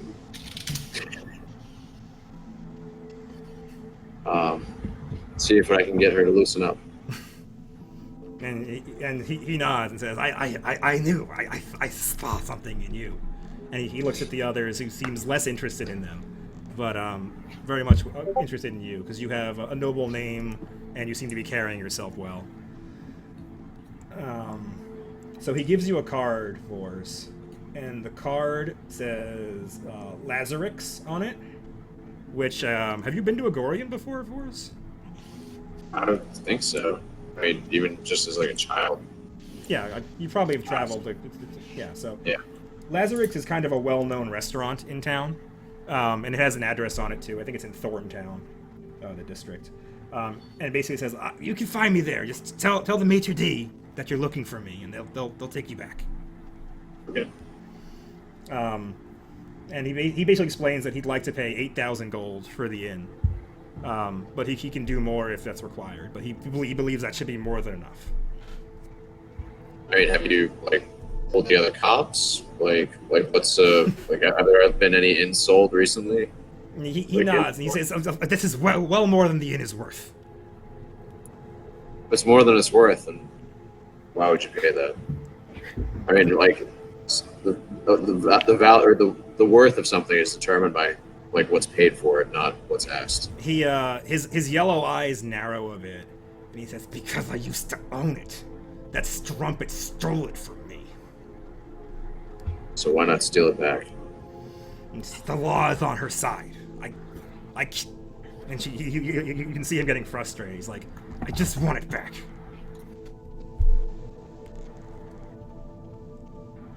All right. Well, let me talk to her. See if we can get her to move. He nods. He seems very happy with you, and he has given you the card.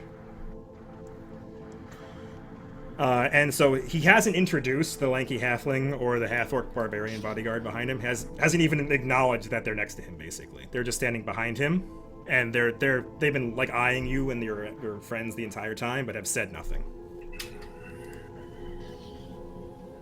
Okay. You guys good to leave? Yeah. Okay. All right, you guys walk out of the Midnight Temple. I'll take you back to the map.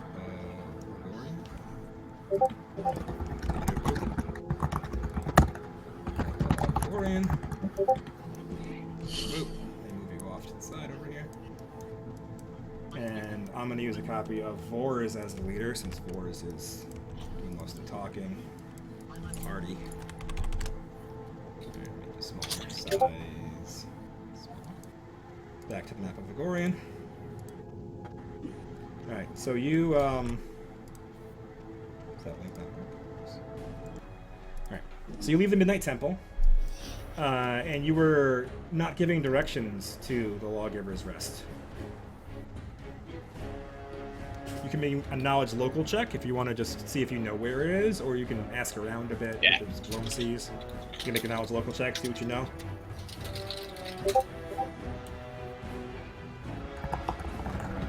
Iwan knows, surprisingly. Let's see who else rolls too. Vors does not know. You got some big swings, buddy, in your knowledge rolls. You rolled a 20 in your last one and a 1 on this one. Bob does not know. Bob has never been here and does not know. Vors has been here before, but isn't familiar with the Lawgiver's Rest, which is odd because it's a fairly well-known establishment. Iwan knows, and Nero also knows. They rolled around the same number. So you guys know that Lawgiver's Rest is here. Gotta zoom out a bit.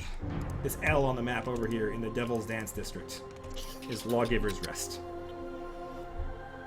And the Devil's Dance District is kind of an upscale neighborhood that's popular with devil binders and other kind of wizards, because the streets kind of naturally developed into something sort of resembling a pentagram, and there are all these rumors and wives' tales that it helps their devil binding efforts and things like that.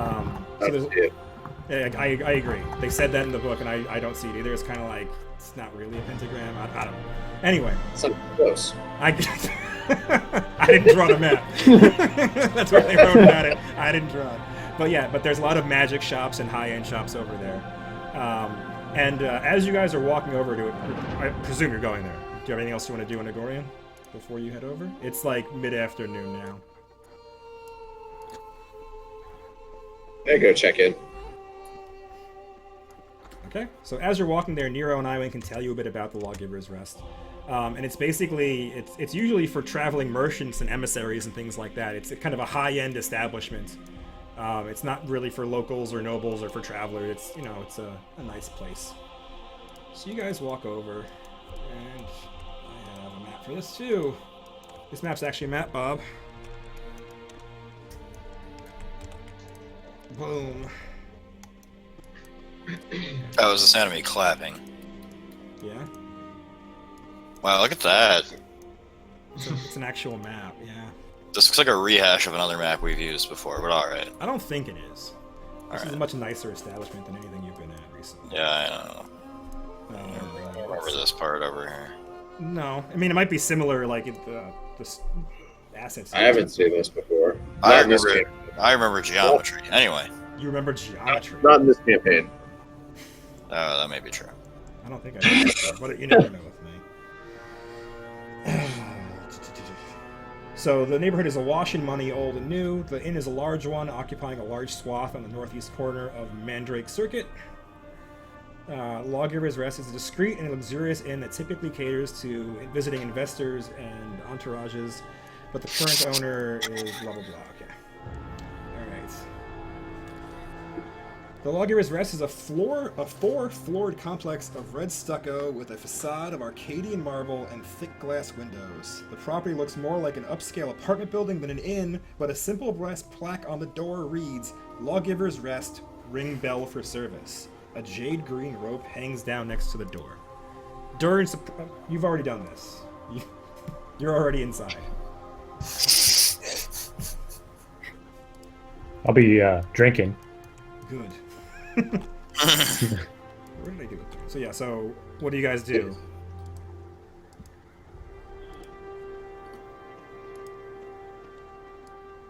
You gonna pull the thing? Yeah. Yeah. Wait, so this is the place that like we're supposed to like pretend to buy? This is the place you are intending to buy, yes. All right, then I basically tell the party that they're my entourage and I'm intending to buy this place, maybe.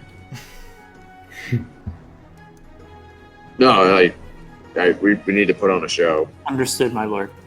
I have enough money to actually buy the place. Turn it into a distillery. Yeah, this could be distillery.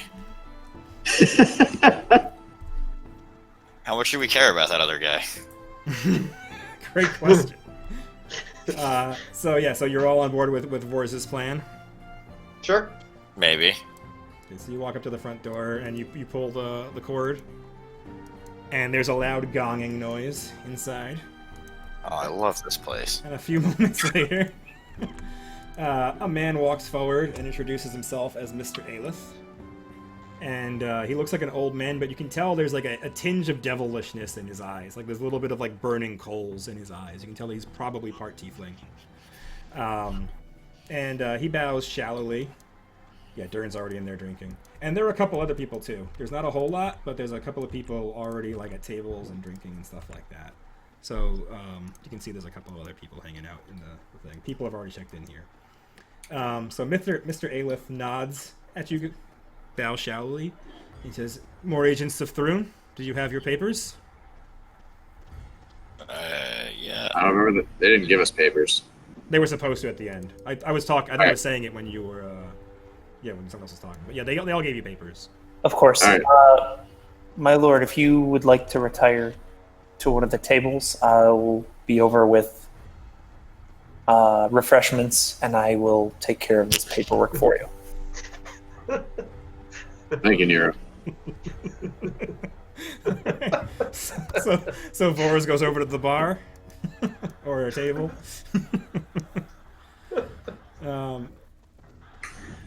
Mr. Aelith asks to see your mark if you have a Thrun agent thing, Mr. Vorz.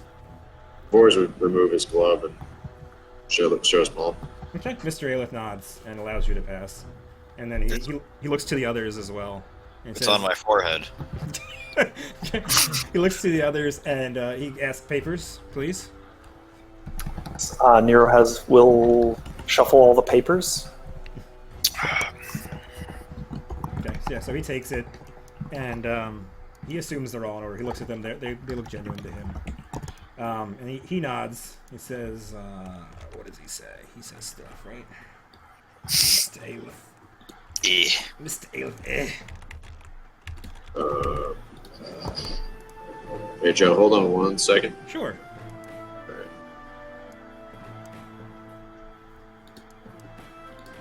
Corp rules. Force is dead. He's back. Shameless plug. Oktoberfest is back, everyone. Aw. Alright, so you hand over the papers, and he takes you in. Takes you inside. Yeah, I'm gonna like the print section just ended, so I'm gonna like start packing stuff up here. Okay. I may or may not be able to roll things on my own for a Okay, bit. no problem. You're going to be hanging out at the bar while everybody else is kind of getting talked to. So he directs you to your rooms, and you each have your own private room. over here on the right somewhere. He points you to which one is yours. He gives you a key to each of your rooms. Your doors have nice, and they have locks on them. They're nice quality locks. Do I have music for this? I do. Luxurious Rest. Why not? Yeah. So it's a quiet, subdued inn, not like the kind of raucous places you're used to. This is a very like fine establishment, and it's kind of empty right now. You see, there's a couple of people at tables, but people are either in their rooms or out for the day. So he shows you to your rooms, and gives you each a key to them. And he explains to you that dinner is at 7 p.m. sharp. That you'll have to find the other meals for yourself elsewhere. The bar is always open, but he says excessive drunkenness will not be tolerated, and neither will any form of violence. And he says, I know you're all here at behest of the Queen, and Lady Vasvian has volunteered the use of this inn to the infernal cause. Is voice part of that conversation? No, you're at a bar. All right. Yeah, see, he's walking over. It's like Nero will appraise you of all of this, presumably. Yeah. So basically, Mr. Aelith continues and says, Lady Vasvian, the Archcountess, has volunteered the inn to the Chelish cause, but we will not hesitate to throw you out if you are causing a ruckus. And he shows you to your rooms. And he leads you to it. He basically shows you the room. He makes sure that it's to your liking. You can pick pretty much any one of these you want, really. And as long as you're not complaining or asking any questions of him, he's going to return to being the maitre d'.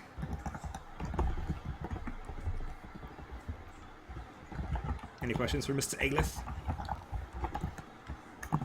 Not yet. Okay. Nero does his best to do the job of the footman and sort of asks a bunch of questions for like you would ask for a high-end client, availability of X and Y, availability of X and Y, what hours are these things available in case my master needs them, blah, blah, blah, blah, blah. Yeah, yes, of course. Don't forget the dress code for dinner. Yeah. Yeah, But Bob actually wants to know also where their spirits come from at the bar, etc. Okay. Well, first, to addressing Nero, he nods and gives you all the information you're asking about for, like I said, for a high-end client. This is when this is open, this is when that's open. Service staff is available, 24/7 all the time. Please come find us. There's a little station over here where Mr. Aelith sits, or whoever else takes over from Mr. Aelith. Certainly we're available, full time. And then you ask about the spirits specifically, Bob, and he seems very excited to tell you about all the different wines that they have. So, Cheliax is known for their wines, their wineries and things like that. Not so much like the beers and stuff that you might be interested in as a distillery. But he goes on and on, unless you stop him, about the various kinds of rye. Beer's made in a brewery. Yeah, Spirits are made in a distillery. Oh, fair enough. Apologies about the spirits. You uncultured swine. I'm the worst, yeah. Yeah, but he unless you stop him, he goes on and on about the wines and the vineyards they're from and which part of Cheliax is from. This is from the Heartland. This is from the marshes. This is from blah, blah, blah, blah, blah. Do you care? Do you stop him? Do you let him ramble on? No, I let him ramble on, and then when he finishes his spiel, I say, "Well, which one's your favorite one?" Good question. He says that there's one from the fields of Chelm 12 years ago, which is divine. Do you have a bottle of it? He says we have many bottles of it in the wine cellar. How much is the bottle? 25 gold. Will you share the bottle with me? Are you offering me a drink? I'm offering to buy a bottle of wine, but it's rude to drink alone, or it's weird to drink alone. And he gestures to your friends around you. Well, yes, but I'm sure they'll retire to their rooms. Are you trying to pick him up? No, I'm not going to. Sounds like you're trying to pick him up. I'm trying to buy the goddamn winery. Or I'm trying to buy fucking Yeah. So he looks at you kind of confused as to what's going on. But he says, I'm working now, but I can have a glass. And he begins to walk back to get a bottle if that's what you want. Sure, yeah, whatever, that's fine. All right. So he does that. Vors, you went to the bar while your minions handled your paperwork. And there is a halfling at the bar. Dern, why don't you describe what you look like as you're drinking at the bar? I kind of look like Chris's picture there. He's wearing like a white dress shirt. He has like a bit of a blazer on, wearing like a little green scarf, and just like brown slacks. He's pretty well dressed for a halfling, and he tries to distinguish himself from other halflings. And just to clarify, Bob doesn't know who Dern is yet, right? Nobody None does. of you do, correct. Right. Perfect. The story's working out fantastically. Yeah, so Dern is there drinking, and Vors, you end up sitting just a couple stools away from him. You know, it's not full, so you're not sitting right on top of him or anything like that. But you two are free to make conversation if you wish. I guess. Boris would ask him if he was free. Is that rude? No. Like I mean, He doesn't mean free in the context of the conversation. Does Vors think it's rude when like 90% of halflings are slaves? Not really. Oh no. I guess like Boris would like remark like, it's interesting to see a halfling at the bar. Like, are you a freeman? He says, I've never known freedom my entire life, but they give me a long leash. Oh, those are the best. He says, I don't know, what does free mean? Are you free? No one's truly free. The chains that bind us all have many different forms. He says that's true, and he tosses you a drink. He has like 3 glasses going at once, and so that was his 3rd glass lined up, and he just tossed it over to you. Or slide it down the bar to me. Yeah, slides it down. Do you have to make a roll to make sure you don't just knock it over? You've been drinking for a while. If Joe wants to, I'll roll. I don't like that. A sleight of hand or a dexterity check. You just roll d20 if you want. Roll a d20. What do I have a good bonus in? Let me do acrobatics. That'd be great. I monstrously destroy it. So I like flip the cup over to you, and the beer flies in the air and lands in the glass as it lands in front of you. Yeah, okay. I rolled a 31 for your information. Oh wow. Yeah, Well done, sir. I guess what kind of check did you roll? Acrobatics. Acrobatics. Did a I little guess kickflip I guess I would roll an acrobatics check in turn to catch it. to see how well I catch it. Sure, I can roll that for you. You got a 21. Yeah, so you managed to catch it. How And do I? some of the patrons at the tables begin like laughing and clapping at you, Dern. And then like after I catch it, I roll a sleight of hand check. And Yeah, I can roll one of those for you. I don't too. know. Good at those. Steal my wallet. You got a 20 on that, also decent. oh, that's unmodified or modified? Modified. Oh, that's terrible then. You rolled an 8 on both of those. Oh wait, no, He has a plus 5 though. I didn't resync the I didn't resync my thing. I did. Oh, you did? All right, thank you. Yeah, it He should be. has an extra plus 5 from his item, right? What item?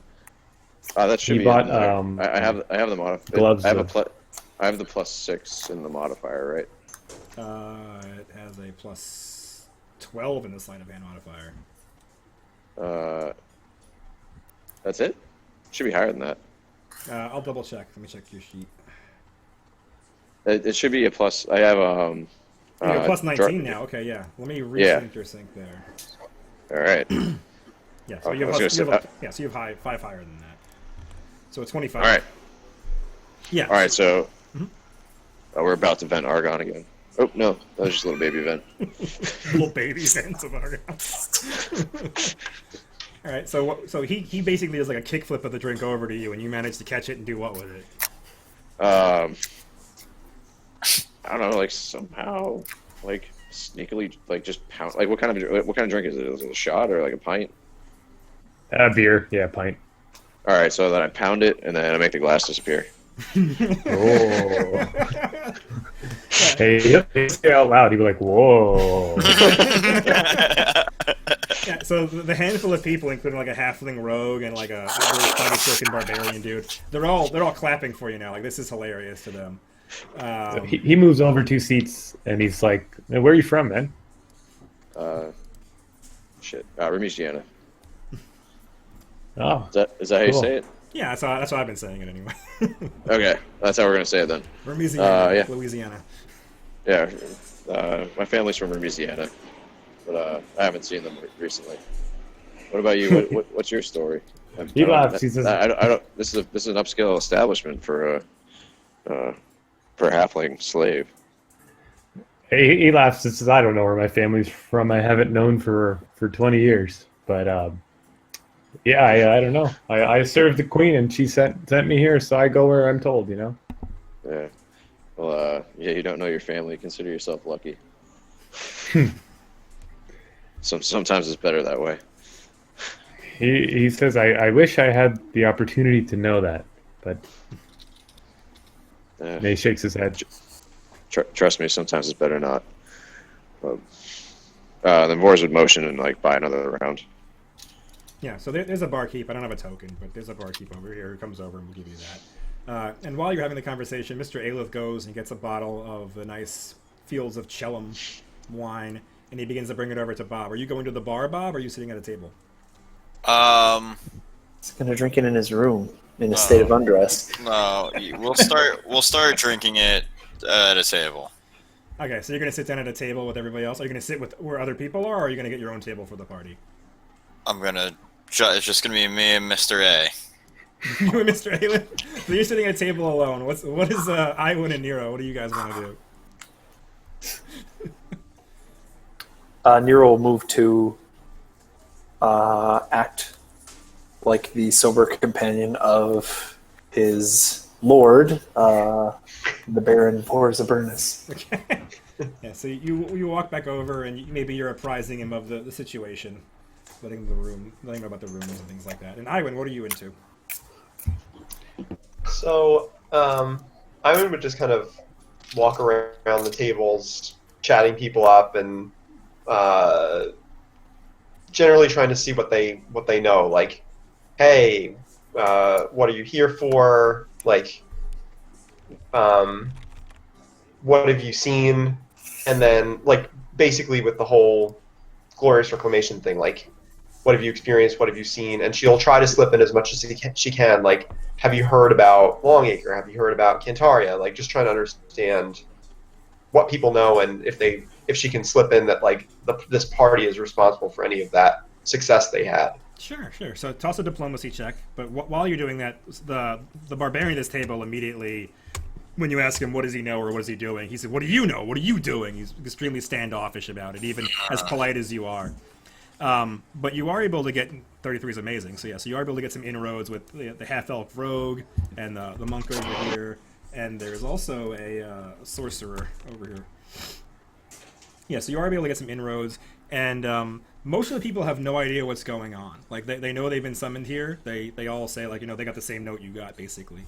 And some of them have been here as long as 3 weeks. So basically, like, while like, right after you did the Inferno Gate, like right after Sonara had like fallen for good, it seems like this call had started to go out, and you guys were kind of late to the game on getting the message.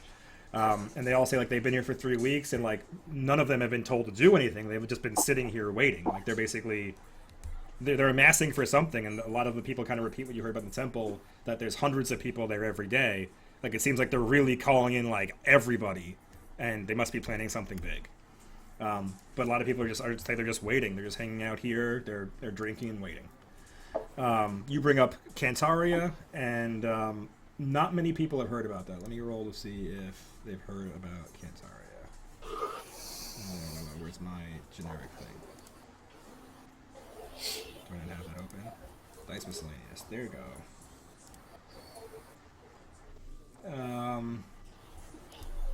Yeah, the sorcerer over here has heard very little about Cantaria. He says, isn't there something going on there? Isn't there, and he shakes his head, like, didn't wasn't there some sort of like legal whoop to do? What happened there? If you want to hear about the legal stuff, then she'll kind of, gesture over to Nero. Like, that guy could talk your ear off about it, and he'd have a lot of interesting stuff to say. All I'll say is, and then she'll kind of go into what the party did. Like, the Glorious Reclamation were taking over. We saw it.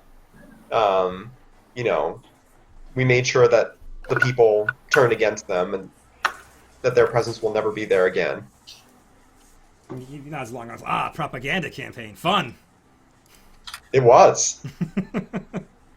What'd you do with them? Although I don't think should be like I don't think we're here for a propaganda campaign. I don't think that's what the Queen has in mind, though. He shakes his head. It's probably not. I don't think that would work. He asks again, beyond that. So yeah, she would basically describe like we had them chase the Glorious Reclamation out of town, and then again, like if you want to hear about the structure that was set up there, you should talk to that guy. It was less important to me. All that was important was getting them out. Okay. Yeah, so he seems kind of interested in that. He nods and kind of gestures that he will talk to Nero about that. That seemed interesting. So beyond that, we can like hand wave the rest. But when she's going around, it's partially to find out what they know, partially to like talk about what the party did, but also to try to like she'll talk about what she saw in Sonara. Like, hey, do you know about the city that fell? We were there. We saw that it was infested. Like basically trying to motivate them a little bit to how big of a problem this is if they don't already know. Yeah. So one of them, the half-elf rogue, had actually heard about Longacre. She had heard like there was some sort of angel knight that was basically unmasked, and there was some kind of hilarity about that. You said that news about that has kind of gotten around a bit, and that kind of makes Iwan feel pretty happy. That they don't know it was you specifically. Do you cop to it? Do you say that was us? Absolutely. Yeah. Well, she seems a little disbelieved. Like, no way, really? What were you doing in Longacre? Like initially? Why were you there? I'm a nomad.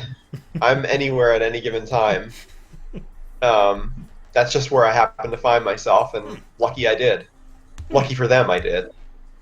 Yeah, that sounds really cool. It sounds really interesting. Like you unmasked a mascot. It's hilarious. It was. And I heard she wasn't even an angel. No, she was. I forget what the term is, but I would like the derelict or whatever. Oh yeah, I forget. Right. She had like they had the mouth scars or whatever it was. The scar. Yeah, the super poor derelict. I forget what it was too, but yeah. And she's like, no way. Yeah, whatever. Like, yeah, we knew they were phonies. We didn't realize it was quite that bad. It was fun. So that sounds awesome. That sounds awesome. I can't believe it was you guys. And she begins telling some other people around, like, do you remember the Angel Knight? And she begins, like, kind of pumping up your story. All right. So, Bob, Mr. Aelith comes out. And he's got your wine. He comes over to the table. Okay. What are you doing? Does he pour the glasses? Of course. He's a man. I mean, he would pour the taste to the man who ordered the bottle first to make sure that it appealed to his palate. Is he doing this? Yeah, he shows you the bottle first to make sure that the label's to your liking first. And I say, yes, this looks wonderful. And he gives you a tiny little bloop of it for you to sniff and taste. Bob swirls it around and says, look at the legs on that. Does he warm it with his hand, or does he hold the stem? He's smart. If holding the stem is correct, he would do that. I'm not a winery. No, man. Bob. I'm asking Bob. What does he do? Oh, Bob, yeah, hell yeah. Bob's an alcoholic. That doesn't mean you know the handle bottle of wine. That just means he drinks a lot, not that he drinks well. Fair enough. Yeah, no, but I assume Bob knows how to drink. Okay, fair enough. Yeah. So are we doing morals tonight? Nobody's been calling him out. I got one there so far. Which is a Sherrod quote. No less. Anyway. All right. Yeah. So he gives you the tasting, and you sniff it, and you look at your legs, and you taste it, and it's delicious. It is a fine quality one. He's not screwing you here. All right. Yeah. No, it's perfect. Okay. Yeah. So he pours you a glass, and he pours himself a glass, and he gestures with one finger, like, oh, I can only have one. But That's perfect. That's fine. he raises to cheers you. He says, "Thank you." Bob cheers him, And he says, and then "And to whom do I owe the thanks for this?" the conversation we're about to have. He's asking for your name, but okay. Oh, I thought he knew my name already. I handed him my papers. It didn't have your name on it specifically. It just proves that you were a Thrune agent assigned here. And yeah. Oh, I'm Bob Elzub. Okay. It's a pleasure to meet you. He nods, and he says, "If anybody else rings the bell, I'll have to get up, but I'm free for a few minutes." And he sits down next to you and wonders what you have to say. I'm interested in opening a distillery myself. You seem to know a lot about the wine from the area.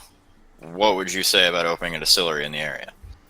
He shakes his head, says, the taste of the nobles of Cheliax are primarily with wine. What sort of spirits do you envision selling here? Well, ideally, it would be something on the order of whiskey, or the Cheliax equivalent of Scotch, whatever that would be called. Chalks. Chotch. Yes, I would like to make Chotch. Yeah.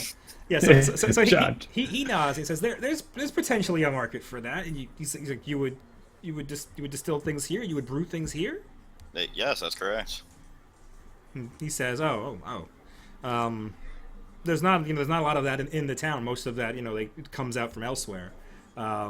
He says that you might want to check the let me see the name of the thing.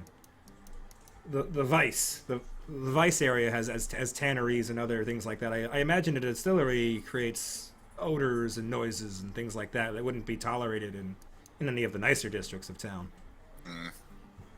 Money can fix most things. Nods, of course. Yes. And then... Yes, you have money then? You're well funded?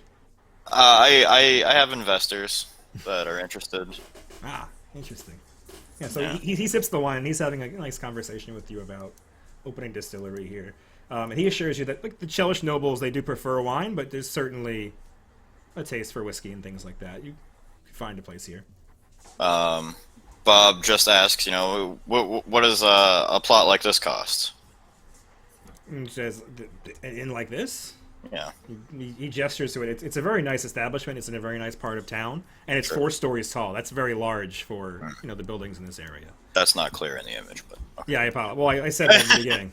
Yeah. But yeah, it's 4 stories tall. Something like this, easily 6,000 gold. I'm not a real estate agent or anything like that. I don't trade in those things, but certainly 6 or more thousand gold. All right, this is now Michael talking. How long are we here for? You're staying here. You mean, how long have you been here for? No, how long are we going to be here for? Until the queen tells you to do something. Okay. Indefinitely. Okay, that's fine. Okay, so then Bob sips his wine and he says, "Oh, that seems high." He says, "Is it? I'm honestly not sure." And he genuinely seems like he's a maitre d' at a hotel who knows a lot about wine. He's not really into business deals like that. Is this not the guy who owns the hotel? He's the maitre d'. Oh, He's like the front desk. well, boy. You've been whining and I dining to wasted my help. wine on you. Yeah. Alright, well, fuck, if that's the case. Alright, well, okay. I mean, I don't know. It just seems like a lot to me. Okay. Fine. What do you think would be a fair price to pay for a bottle of local Chotch?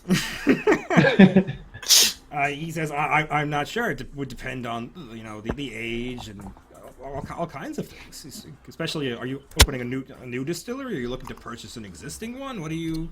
Well, I mean, you said that there weren't that many around, so I assume starting one would be the only real certainly option. none in town. If you wanted to have one in Agorian proper, you'd be the first.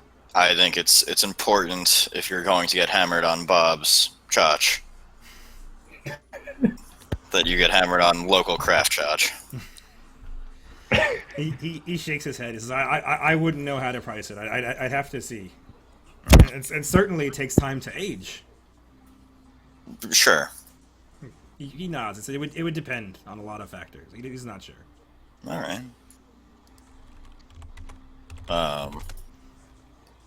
I'm kind of done with this conversation now that I know this isn't the guy I wanted to talk to.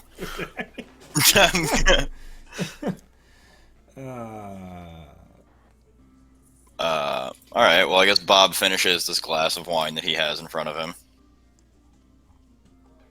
So there are two glasses of wine that have been drank from this bottle so far. So there are 2 left. Yeah. All right. So Bob says that he has to go reconvene with his friends at the bar, right? Mhm. And he thanks Mr. A for the conversation. And he bows and says, "Please, if there's anything else I can do for you, do not hesitate to ask." And he goes back to his desk over here. All right. And then Bob comes over here next to Dern. And notice that sick bar trick that Dern did earlier. Yeah. And says, Dern, have a glass of wine. Well, he doesn't say Dern, have a glass of wine. He says, you look like you need another glass of wine. Did Chirag drop? Oh, he's coming back. Yeah, you drop. Chirag, we're getting you drunk. Dern has just been offered a glass of wine by Bob. He says, "Who are you?" I'm And Bob. he's a little drunk at this point. Elzoob. Hey, I don't know, man. Sure. Yeah, you want a beer? Vors would say like he's with me, kind of. Okay. I presume Dern and Vors are still chatting friendly. Yeah. Yeah, you're still sitting there. So he's yeah, friend of Vors, friend of mine. Let's do it. Oh, do you and Vors go back? About 15 minutes, way back. Yeah, man, I kicked him a beer, he got it, he flipped, it was crazy. Yeah, no, I saw that. It looked like you guys had practiced that. No, man, this chemistry's natural. Hey, sure, yeah, let's drink, man, let's do it. All right. And then Dern and I finished a bottle of wine. And while we're What's that? Dern is now like head first into the table. He's very small, and so that was a lot for him. Can't he just like rage through the alcohol? I guess I could. I needed to.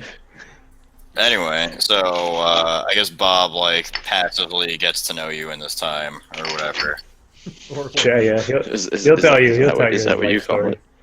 No, that's not what I call it. Bob's like only half interested. Remember what Bob said about halflings? It's the same thing here. So you'd be like a quarter interested then? Yeah. Yeah, like some half of the link. All right, that's it. Now we know each other. Yeah, awesome. Yeah, so you guys spend some time in here. You spend like an hour or two, and it's now late afternoon. It's almost the evening time, and dinner's at 7, so it's only like a couple hours away. So I'm gonna jump ahead to that. But if you want to have done anything, Wait, Mr. A, who owns this establishment? Lady Vaspian, the Archcountess. Yes. Does she come by anytime?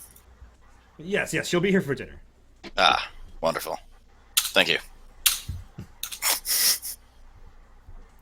Yeah, so like I said, I'm gonna skip ahead to dinner because we only have like half an hour left. But if you want to have done anything in like the 2 hours before dinner, we can gloss that on the Discord if you want to go shopping or anything like that.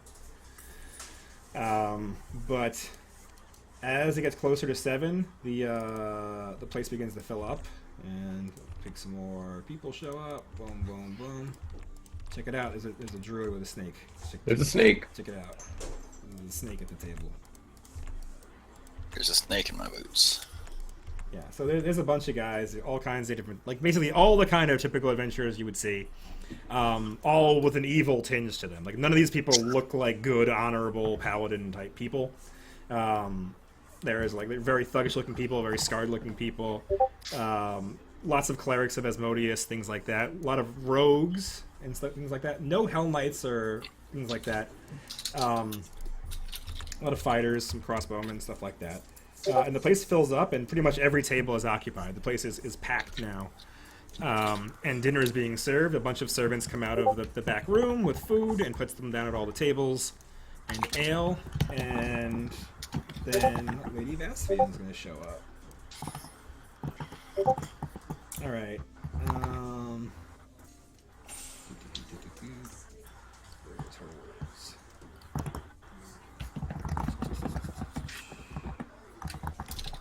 right, so you're all there. You're all eating, and lady comes down the stairs and kind of comes out from this way over here, and I will show her over here now. So she shows up. You can hover over her.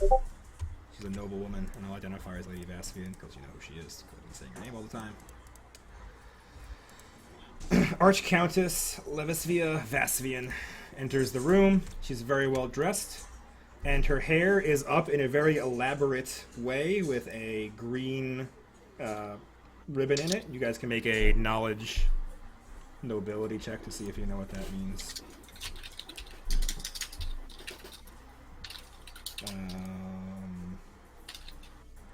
Nero does not know. Iwan does not know. Oh, you can't roll, Chris. I'll roll for Chris. How do you roll secret? If you Knowledge type it. checks are always secret, so if you can find the knowledge button, it is secret if you can do it. Okay. I'll find. Yeah, sorry. I'll fix the buttons. Now that 2 people have had it broke for them, I'll have to figure out how to fix it. Hey, 3 people have it broken.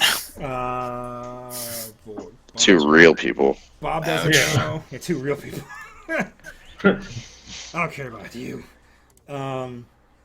Vors knows. So you can roll 2 if What? you want, Mr. Dern, or I can roll for you if you like. What does I'm Vor's trying know? to find it, yeah.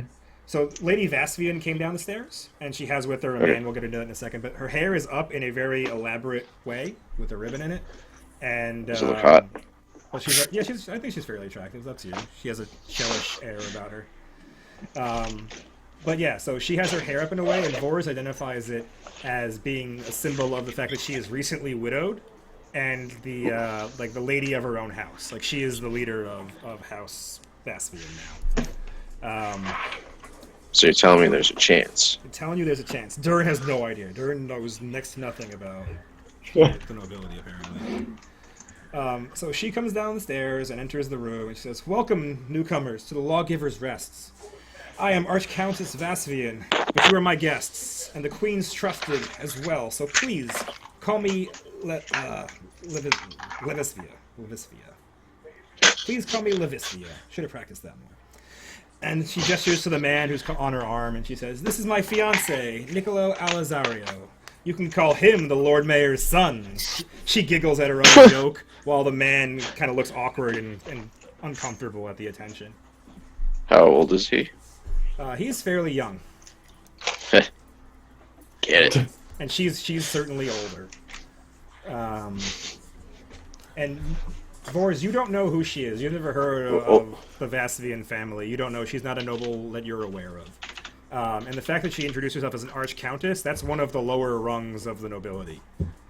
So you're not totally surprised that you haven't heard of her. And the Lord Mayor is like basically like the mayor of Agorian. Like the Queen lives here, and she's the Queen of the Empire, obviously. But the Lord Mayor sees to all of the city's needs and things like that, like stuff that the Queen wouldn't bother with.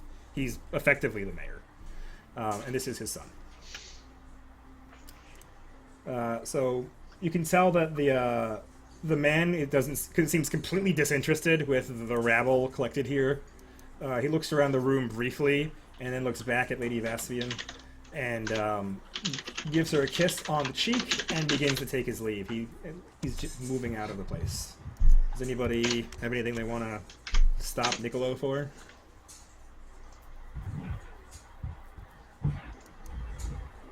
Okay, if not, he goes away. And Lady Vaspian, she sits at one of the tables. And luckily for you guys, it's going to be the table where you sat, because you are the newest people in the inn. And Durin, are you going to sit with the party now that you're like in with all? Yeah. Yeah. I'll sit next to Boris because I know him. Okay. Yeah. So Yeah. We keep doing it like unplanned party tricks together. Yeah. And that greatly entertains everybody around. And if the Archcountess sees us, maybe even her. But yeah, since you guys are the newest people, and you seem to be congregating at your own table, she shows up and she sits down with you, and the servants bring out an even better looking meal. Like she seems to have like the choicest bits of the pork you're all eating, and a nice glass of wine. So she serves herself the best meal. She does, yes. That's kind of rude. Bob wants to have that wine conversation again. In the same way. Yeah. So she sits down with you, and what are you saying, Bob? She begins having conversations. She's curious about what you all have done for Thrun, why you're here. You know, she wants to hear stories. And then Bob, what are you saying? Well, I mean, let's tell the stories first, if that's what she wants to do. Okay. Yeah, well, she says, I'm desperate to hear stories of what goes on beyond these walls and the intrigue of the courts. Please tell me.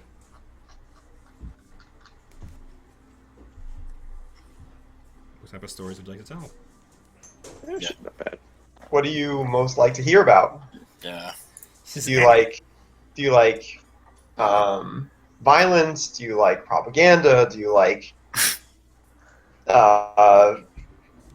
revolutionaries being turned away? Do you like things being overthrown? We have flavors of everything. What do you like? She raises an eyebrow and seems genuinely interested in you, Iwan. She says, ooh, interesting. And she pauses for a moment. Let's start with violence. All right, Michael has a question. Yes. Are these people going to be pissed off that I killed a god? You keep saying you killed He a wasn't god. a god. What are you You did talking about? not. You did not kill a god. What are you talking That thing- about? That thing looked like a god. You No. didn't kill a god. I don't know. You're talking about what's it? Visperthul? Dispersil? Yeah, He was looked just a like devil. He was like a middle tier devil. And you get like a 30% on that. Like that's You not didn't bad. kill a god. You may have called him master and tried to worship him, but he was not a god. Well, he's dead now. And no, they would not care. No, that was a traitor to Asmodeus, and by virtue of that, a traitor to Thrun. All right. Yeah, so they would not care. That's a story Bob tells. Let's start with violence. So you say what? That you killed a heresy devil? Yes. And she says, do go on. I'm going to start at the beginning. What's the beginning? I was a follower of... Yeah, and then he was imprisoned, and we got him out of like the internment camp that he was in. An internment camp? Hmm. Run by the Glorious Reclamation? Indeed. The praisers of We- we- freedom and zealots of good and law? We Nero assassinated. Assassinating. stands up. Yeah. Nero stands up and says, "Excuse me, my lord," and then he whispers in Vors's ear, with some of it just audible enough to hear. I don't know if it's a great idea to put it. And then he listens to what Vors says back, nods, and then sits down. Okay. We'll let Bob tell the story from his perspective. Okay. No, it's fine. You can tell a story. No, it's your show now. All right, well, I don't want to gloat, but one thing led to another, and we found ourselves in a room with ice walls and devils. And I heroically murdered the devil. A devil. What did the devil do? The devil was trying to prevent Moloch from having control of the gate. The gate? Oh, shit.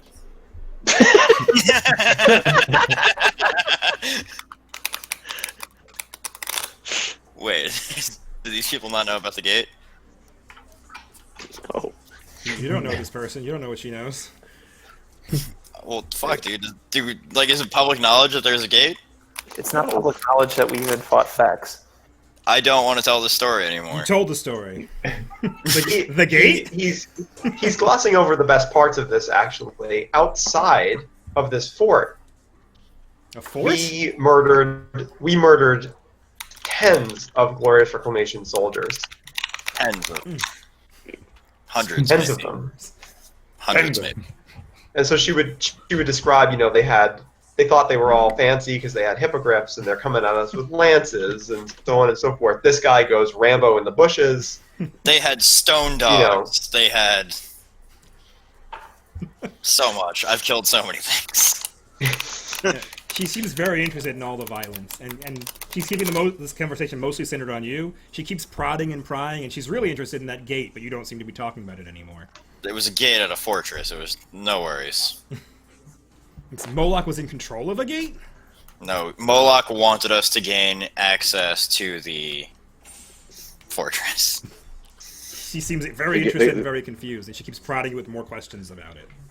Everyone's dead. I got more kills than Vors is really what matters. And she looks over at Vors, the blind archer. My friend here has a hard time counting. And you were at the gate too? You were all at the gate? And she looks at all of you, including Dylan.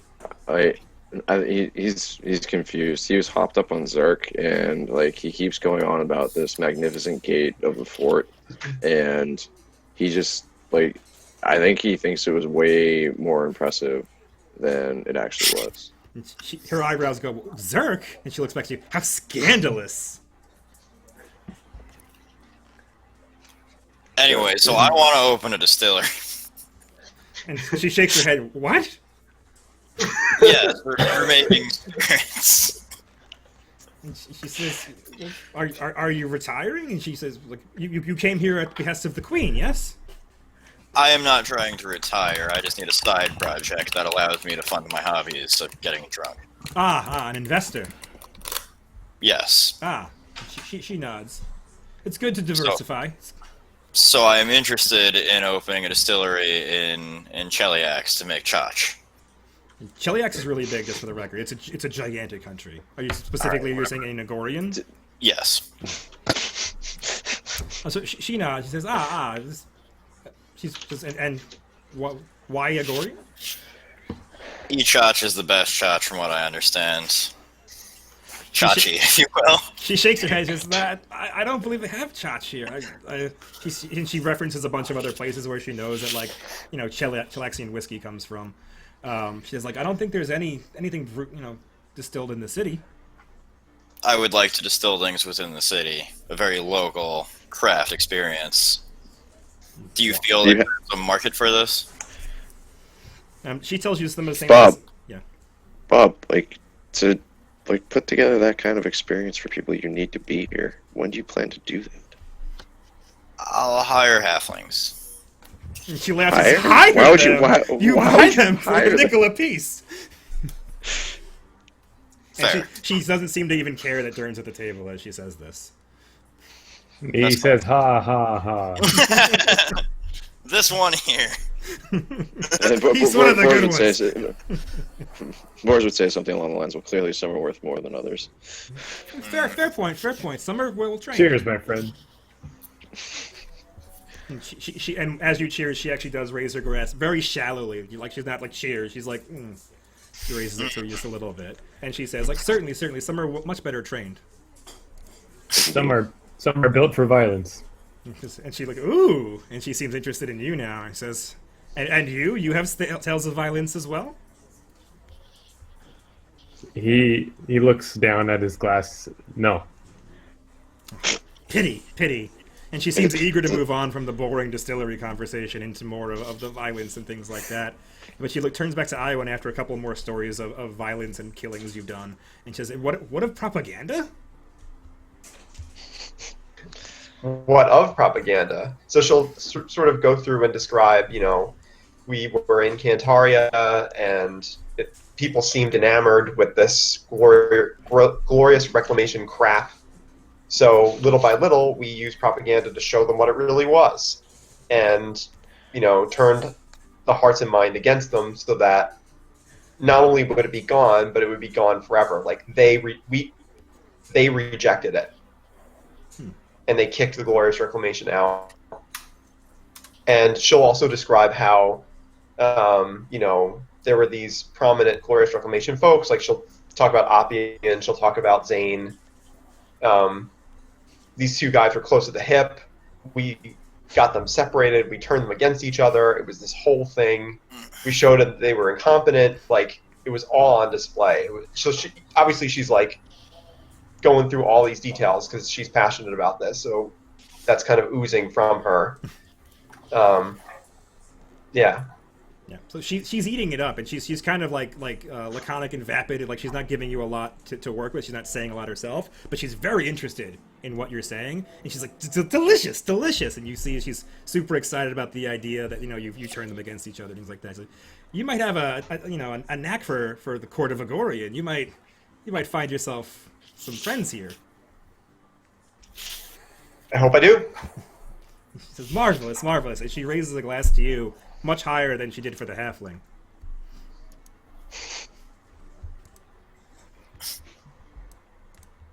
So you all continue eating. What else do you want to talk about? What stories do you have for us? What's your deal? Why are you here? She sighs and she says, "Oh, I have nothing to say. I lead a very boring life." She says, "I run this place, and I don't see too many travelers. It's usually, she kind of reiterates what I told you about the Lawgiver's Rest, that it's mostly for like wealthy merchants and traveling things like that, of like high stature. But like, it's not important." And she gestures around. I was more than happy to volunteer the services for the Queen when she asked. So, if you find this endeavor unimportant, why are you doing it? Like, why'd you get in? Why are you even still doing? Why haven't you chosen something more important? She shrugs and says, "My dearly departed husband left me this place, and I've just been taking care of it." Well, I mean, do you like? Is it even profitable? Like, No, or certainly. well, then certainly you could sell it then. Like, if it's a burden to you, like, why not part with it? And she says, I've thought of it. I've thought of it. I've taken some offers, but she's like, I don't know. Maybe after I'm married again. Maybe you can get into adventuring. She laughs at the supposition there. He's like, no, certainly not me. I'm not built for that.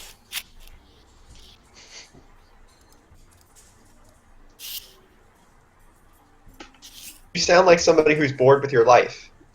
You have a fiance. You have Lord this Mayor's place. son, she adds, nodding. Yeah. Quite the catch, it seems. And you have this place, which it seems like you're not all that interested in. Fuck it, just live. Go marry him today. Sell this place. Go do what you want to do. She shakes her and says, No. She's like, I understand that you're new to the city, but that's not how things work here in Agorian. And she basically just kind of goes on about all these things that have to happen and all this, like, this high society. You can't just do that. We can't just go off and elope. And Lord Mayor's son can't just go to Sapir and blah, blah, blah, blah, blah. And she's droning on about very boring things. You can tell that she's bored enumerating them. Like, it can't work. It can't work. It has to happen like this. So Ivan will look over to Nero and say, any loopholes you see? What she's saying is certainly true. The people talk about the chains of slavery, but the chains you run into in the upper echelons of society are probably just as stringent. Did you say that you've advised the Queen? I don't know about advised, but... And she sips her wine and she says, "You didn't hear it from me, but the Queen is an incorrigible gossip." Interesting. That's a very good contact for you to have made, if you don't mind my saying so. As an archcountess, obviously there are people that she might trust more by blood than you, but... She nods and she says, Certainly, but the Queen has many matters of state and things that bide her time, but I'm free to attend all of the galas and the balls, and she says, I sometimes I hear things, and sometimes the Queen wishes to know." Interesting. It's a valuable ear to have.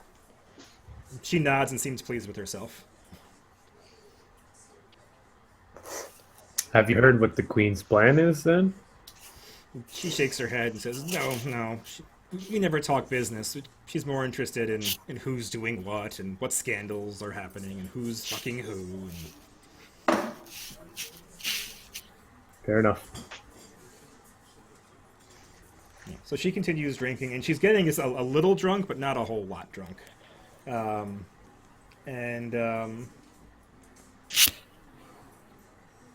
Yeah. Again, she mostly keeps the conversation focused on you. Whenever you ask anything about her, she explains how boring everything is and how she's not all that interesting.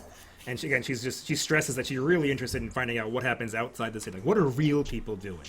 Like the court, they bicker all day. They blah blah blah blah. What are real people in Shellyax doing? And she wants to hear your stories.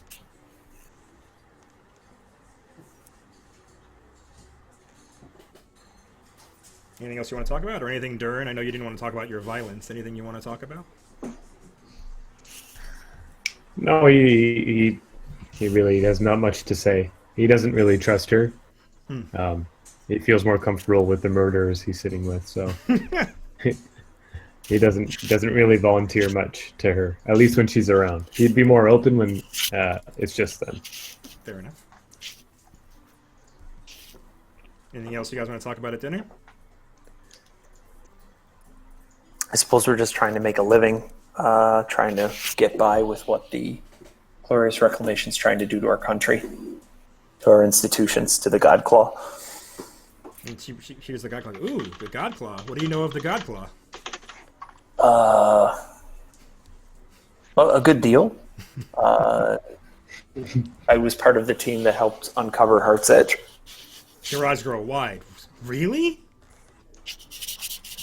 It's not glamorous, but a lot of research goes into finding things like that, hidden items in a book here, a book there.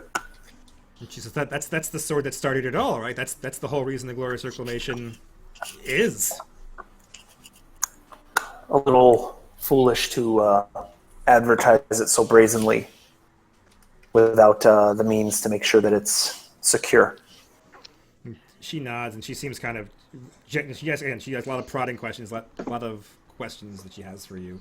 But she said, "How are you here? I heard that no one escaped the Citadel." I wasn't there. I was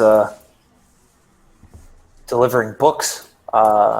Maris, you might know him, you might not. He's very old. She shakes her head that she's not familiar. He's of a minor family. He's been an Agorian for well over 100 years, and he was moving his library to the Godclaw.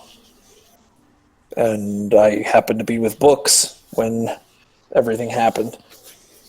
So she seems suspicious to you, of you, but in a playful manner, not in a violent or just like super bad manner. She's basically saying like, so you discovered the sword that started it all, and got out of the Citadel before it was seized, because you were delivering books?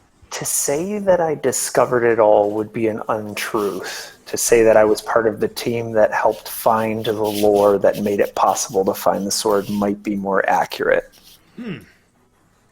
Curious.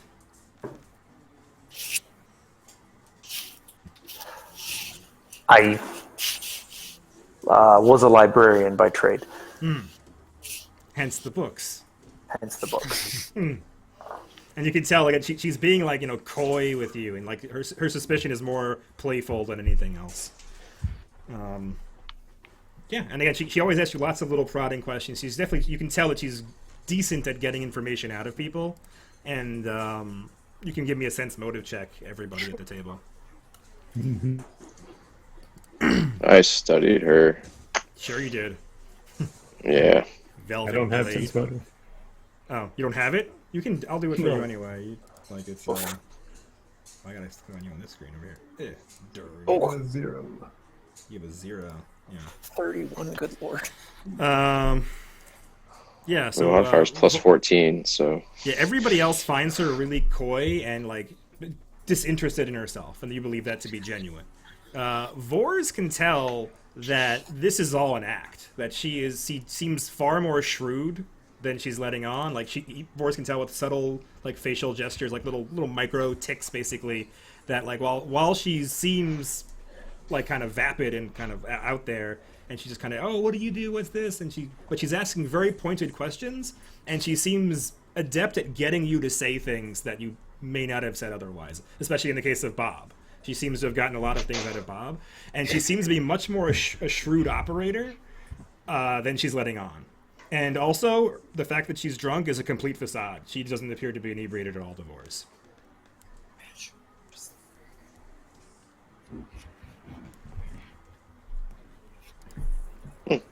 All right. So Nero continues on for a little bit about background stuff, stuff that you may or may not know about him, background-wise, about the caravan he was with, about the angel he met, about accidentally naming the angel, and that's being sort of the start of where he came from. She delights in every bit of the story. She seems genuinely interested in everything you have to say.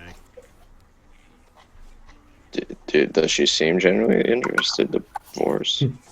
Yes, yeah, she definitely Okay. is. Like, she does seem interested. Like, it's like she seems to like all knowledge. And again, she likes to ask questions and pick things out.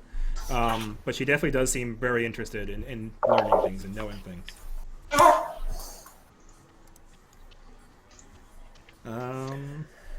We got 3 minutes left. Anything else you guys want to do with dinner, and then we'll call it for the night?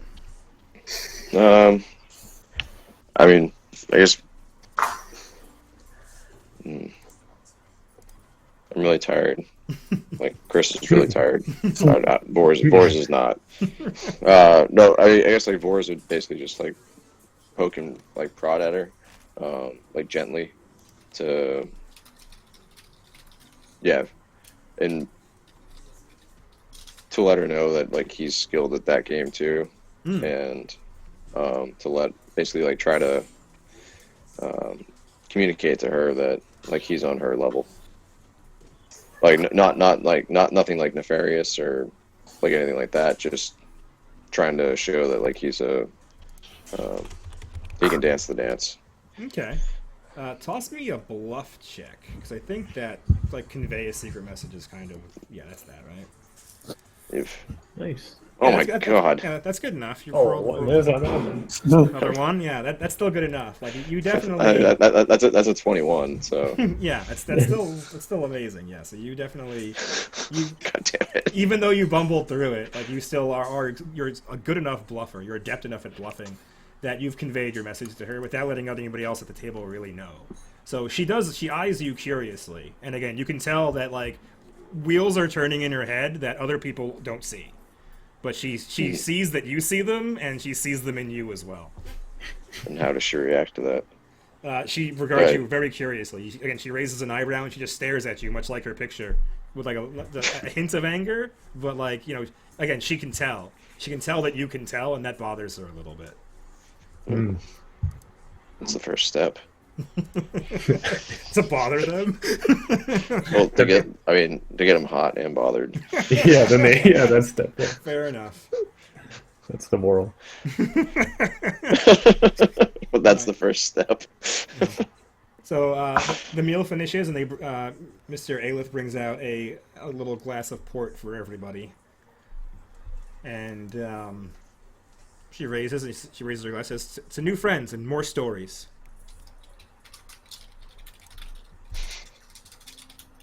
Y'all gonna cheerses. I'll do a little raise like she did. Oh, little shade, A little shade. little slip shade. Oof. And he boom knocks it back, and she gets up and goes. Vors would like actually like touch glasses if that's like a thing. Okay, in yeah, Agorian. sure. With And again- her. and- He wouldn't offer to the rest of the table. Sure, yeah. So she nods at you, and again with this knowing look, like you both know that you're playing the game. And when she finishes her glass, she says, "Thank you all. I hope you enjoy your stay. If there's anything you need, please do not hesitate to contact Mr. Aelith or any of the other staff." And she goes to leave. And if anything we need, it would be lovely to have a dinner with you again. She says, "I have dinner here most nights with my patrons. I'm very eager to hear any story that happens outside of these walls. You can count on it.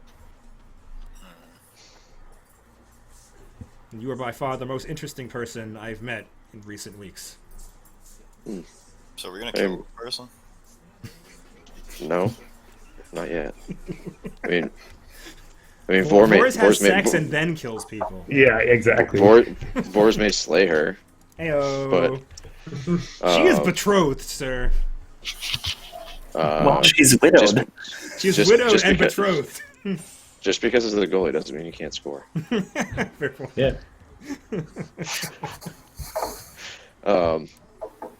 And I guess I guess it wouldn't be uncommon for like a nobleman, like even like amongst his party, to basically not invite them to a subsequent dinner. Say that again, Right. sorry? No, so like a noble would not necessarily invite his entourage to a dinner if you wanted to speak. Yes, Like, that would yeah. make sense. Correct. Yes. Yeah, and Boris would say, well, I guess I had something a bit quieter in mind than say the hustle and bustle of you're very busy. Like, She nods. Oh, bar certainly. And she asks, like, would you prefer to have lunch? Whatever be more convenient for you. I know as a proprietor of a fine establishment like this, I'm sure you're kept quite busy.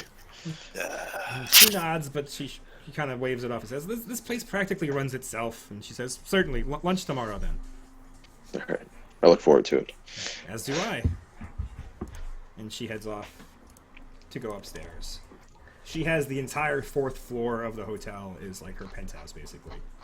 Nice. Good for her. Yeah, so yeah, she heads up to the top and disappears. Boop. And that's the end of the session. So I guess we'll stop here. MVP, anybody? So Shirag, if you haven't been around, Boris would like lay into Bob and just be like, "Keep your mouth shut, dude." What the fuck? No She's one told me. that she was prying you for information. Well, I didn't pick up on that. Bob is an idiot. are you talking in the third person now? Well, you said the session's over. Yeah. All right. Fine. All right. So MVP, what we do is whoever you think was the best person in the session, either most interesting, did a lot of damage, whatever you think, just do a /GM to me, send me a message. But you can also talk. You can nominate somebody. You can say why you think somebody should have it. I just messaged you. Fair enough. Do you want to try to? Do you do hero points? You get a hero point if you are the MVP. Okay. And I should give them out in the middle of the session too. I'm just stupid and forget. Are we also supposed to get hero points when we level? No. No. That's not how that works. I don't know. It was on the. Some places, some people do. I don't think we've ever done that. Not that we can't, just Because people don't give them out every session either. yeah. Normally. I voted Boris. Or they give them out to NPCs. Yeah. Oh yeah, during or Shirag, we we voted for one of the NPCs. No, For hero? you voted for the NPC twice. It's Is true. what is that? I was bamboozled. The best part is that if he'd gotten that hero point, would have saved his life the next time. It's true. Seriously? No. Yeah, the next session. That's so sad. Yeah. And then we all had to blow, like, what was it, 4 hero points or 5 to keep you alive? 4. Yeah. It's not my fault. It's not my fault. Joe didn't fucking read the. I Chat. just counted the votes. I'm dumb. Is the problem? It doesn't matter. So let's see who to vote It's for. worth it's worth the fucking laugh.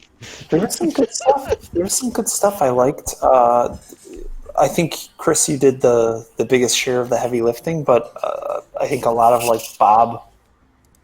There was just a lot of Bob. Well, There's so much good Bob. Michael did a lot of stuff that was really good in the beginning. Like I was really looking forward to bullet number 1 and how bad I was going to bumble through it, and it wasn't as bad as I thought it was. I actually wrote a Word document preparing for that. You should have shared that. It showed. We could have It done showed. stuff. Yeah. All right, yeah, so go ahead and vote for me. And while that's being done, morals, people were collecting some of them. Yeah.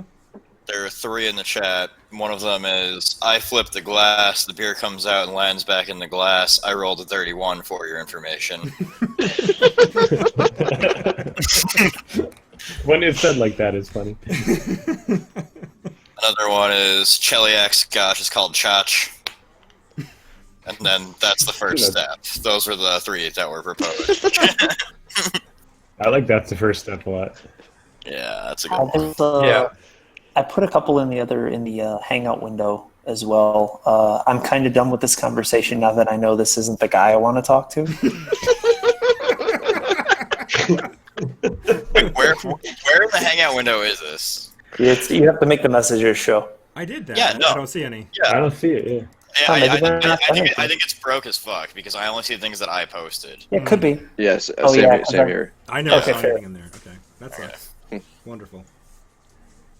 Anyway, What else you got, Mike? that's it. Which one did you have? I'm kind of done with this conversation now that I know this isn't the guy I want to talk to. Yeah, I do like it. I was really good at that. Does capture a really fun part of the session. I think we need to like just vote that one so that it's immortalized and we can look back on this a year later and still remember that happened. That's Thank the you. point, though. I'm game. Yeah. Yeah. I'm good with that. The time that you wined and dined to Major D. He kept telling you, like, I'm busy. If someone comes to the door, I have to answer it. And you're like, no, but I want to open a distillery.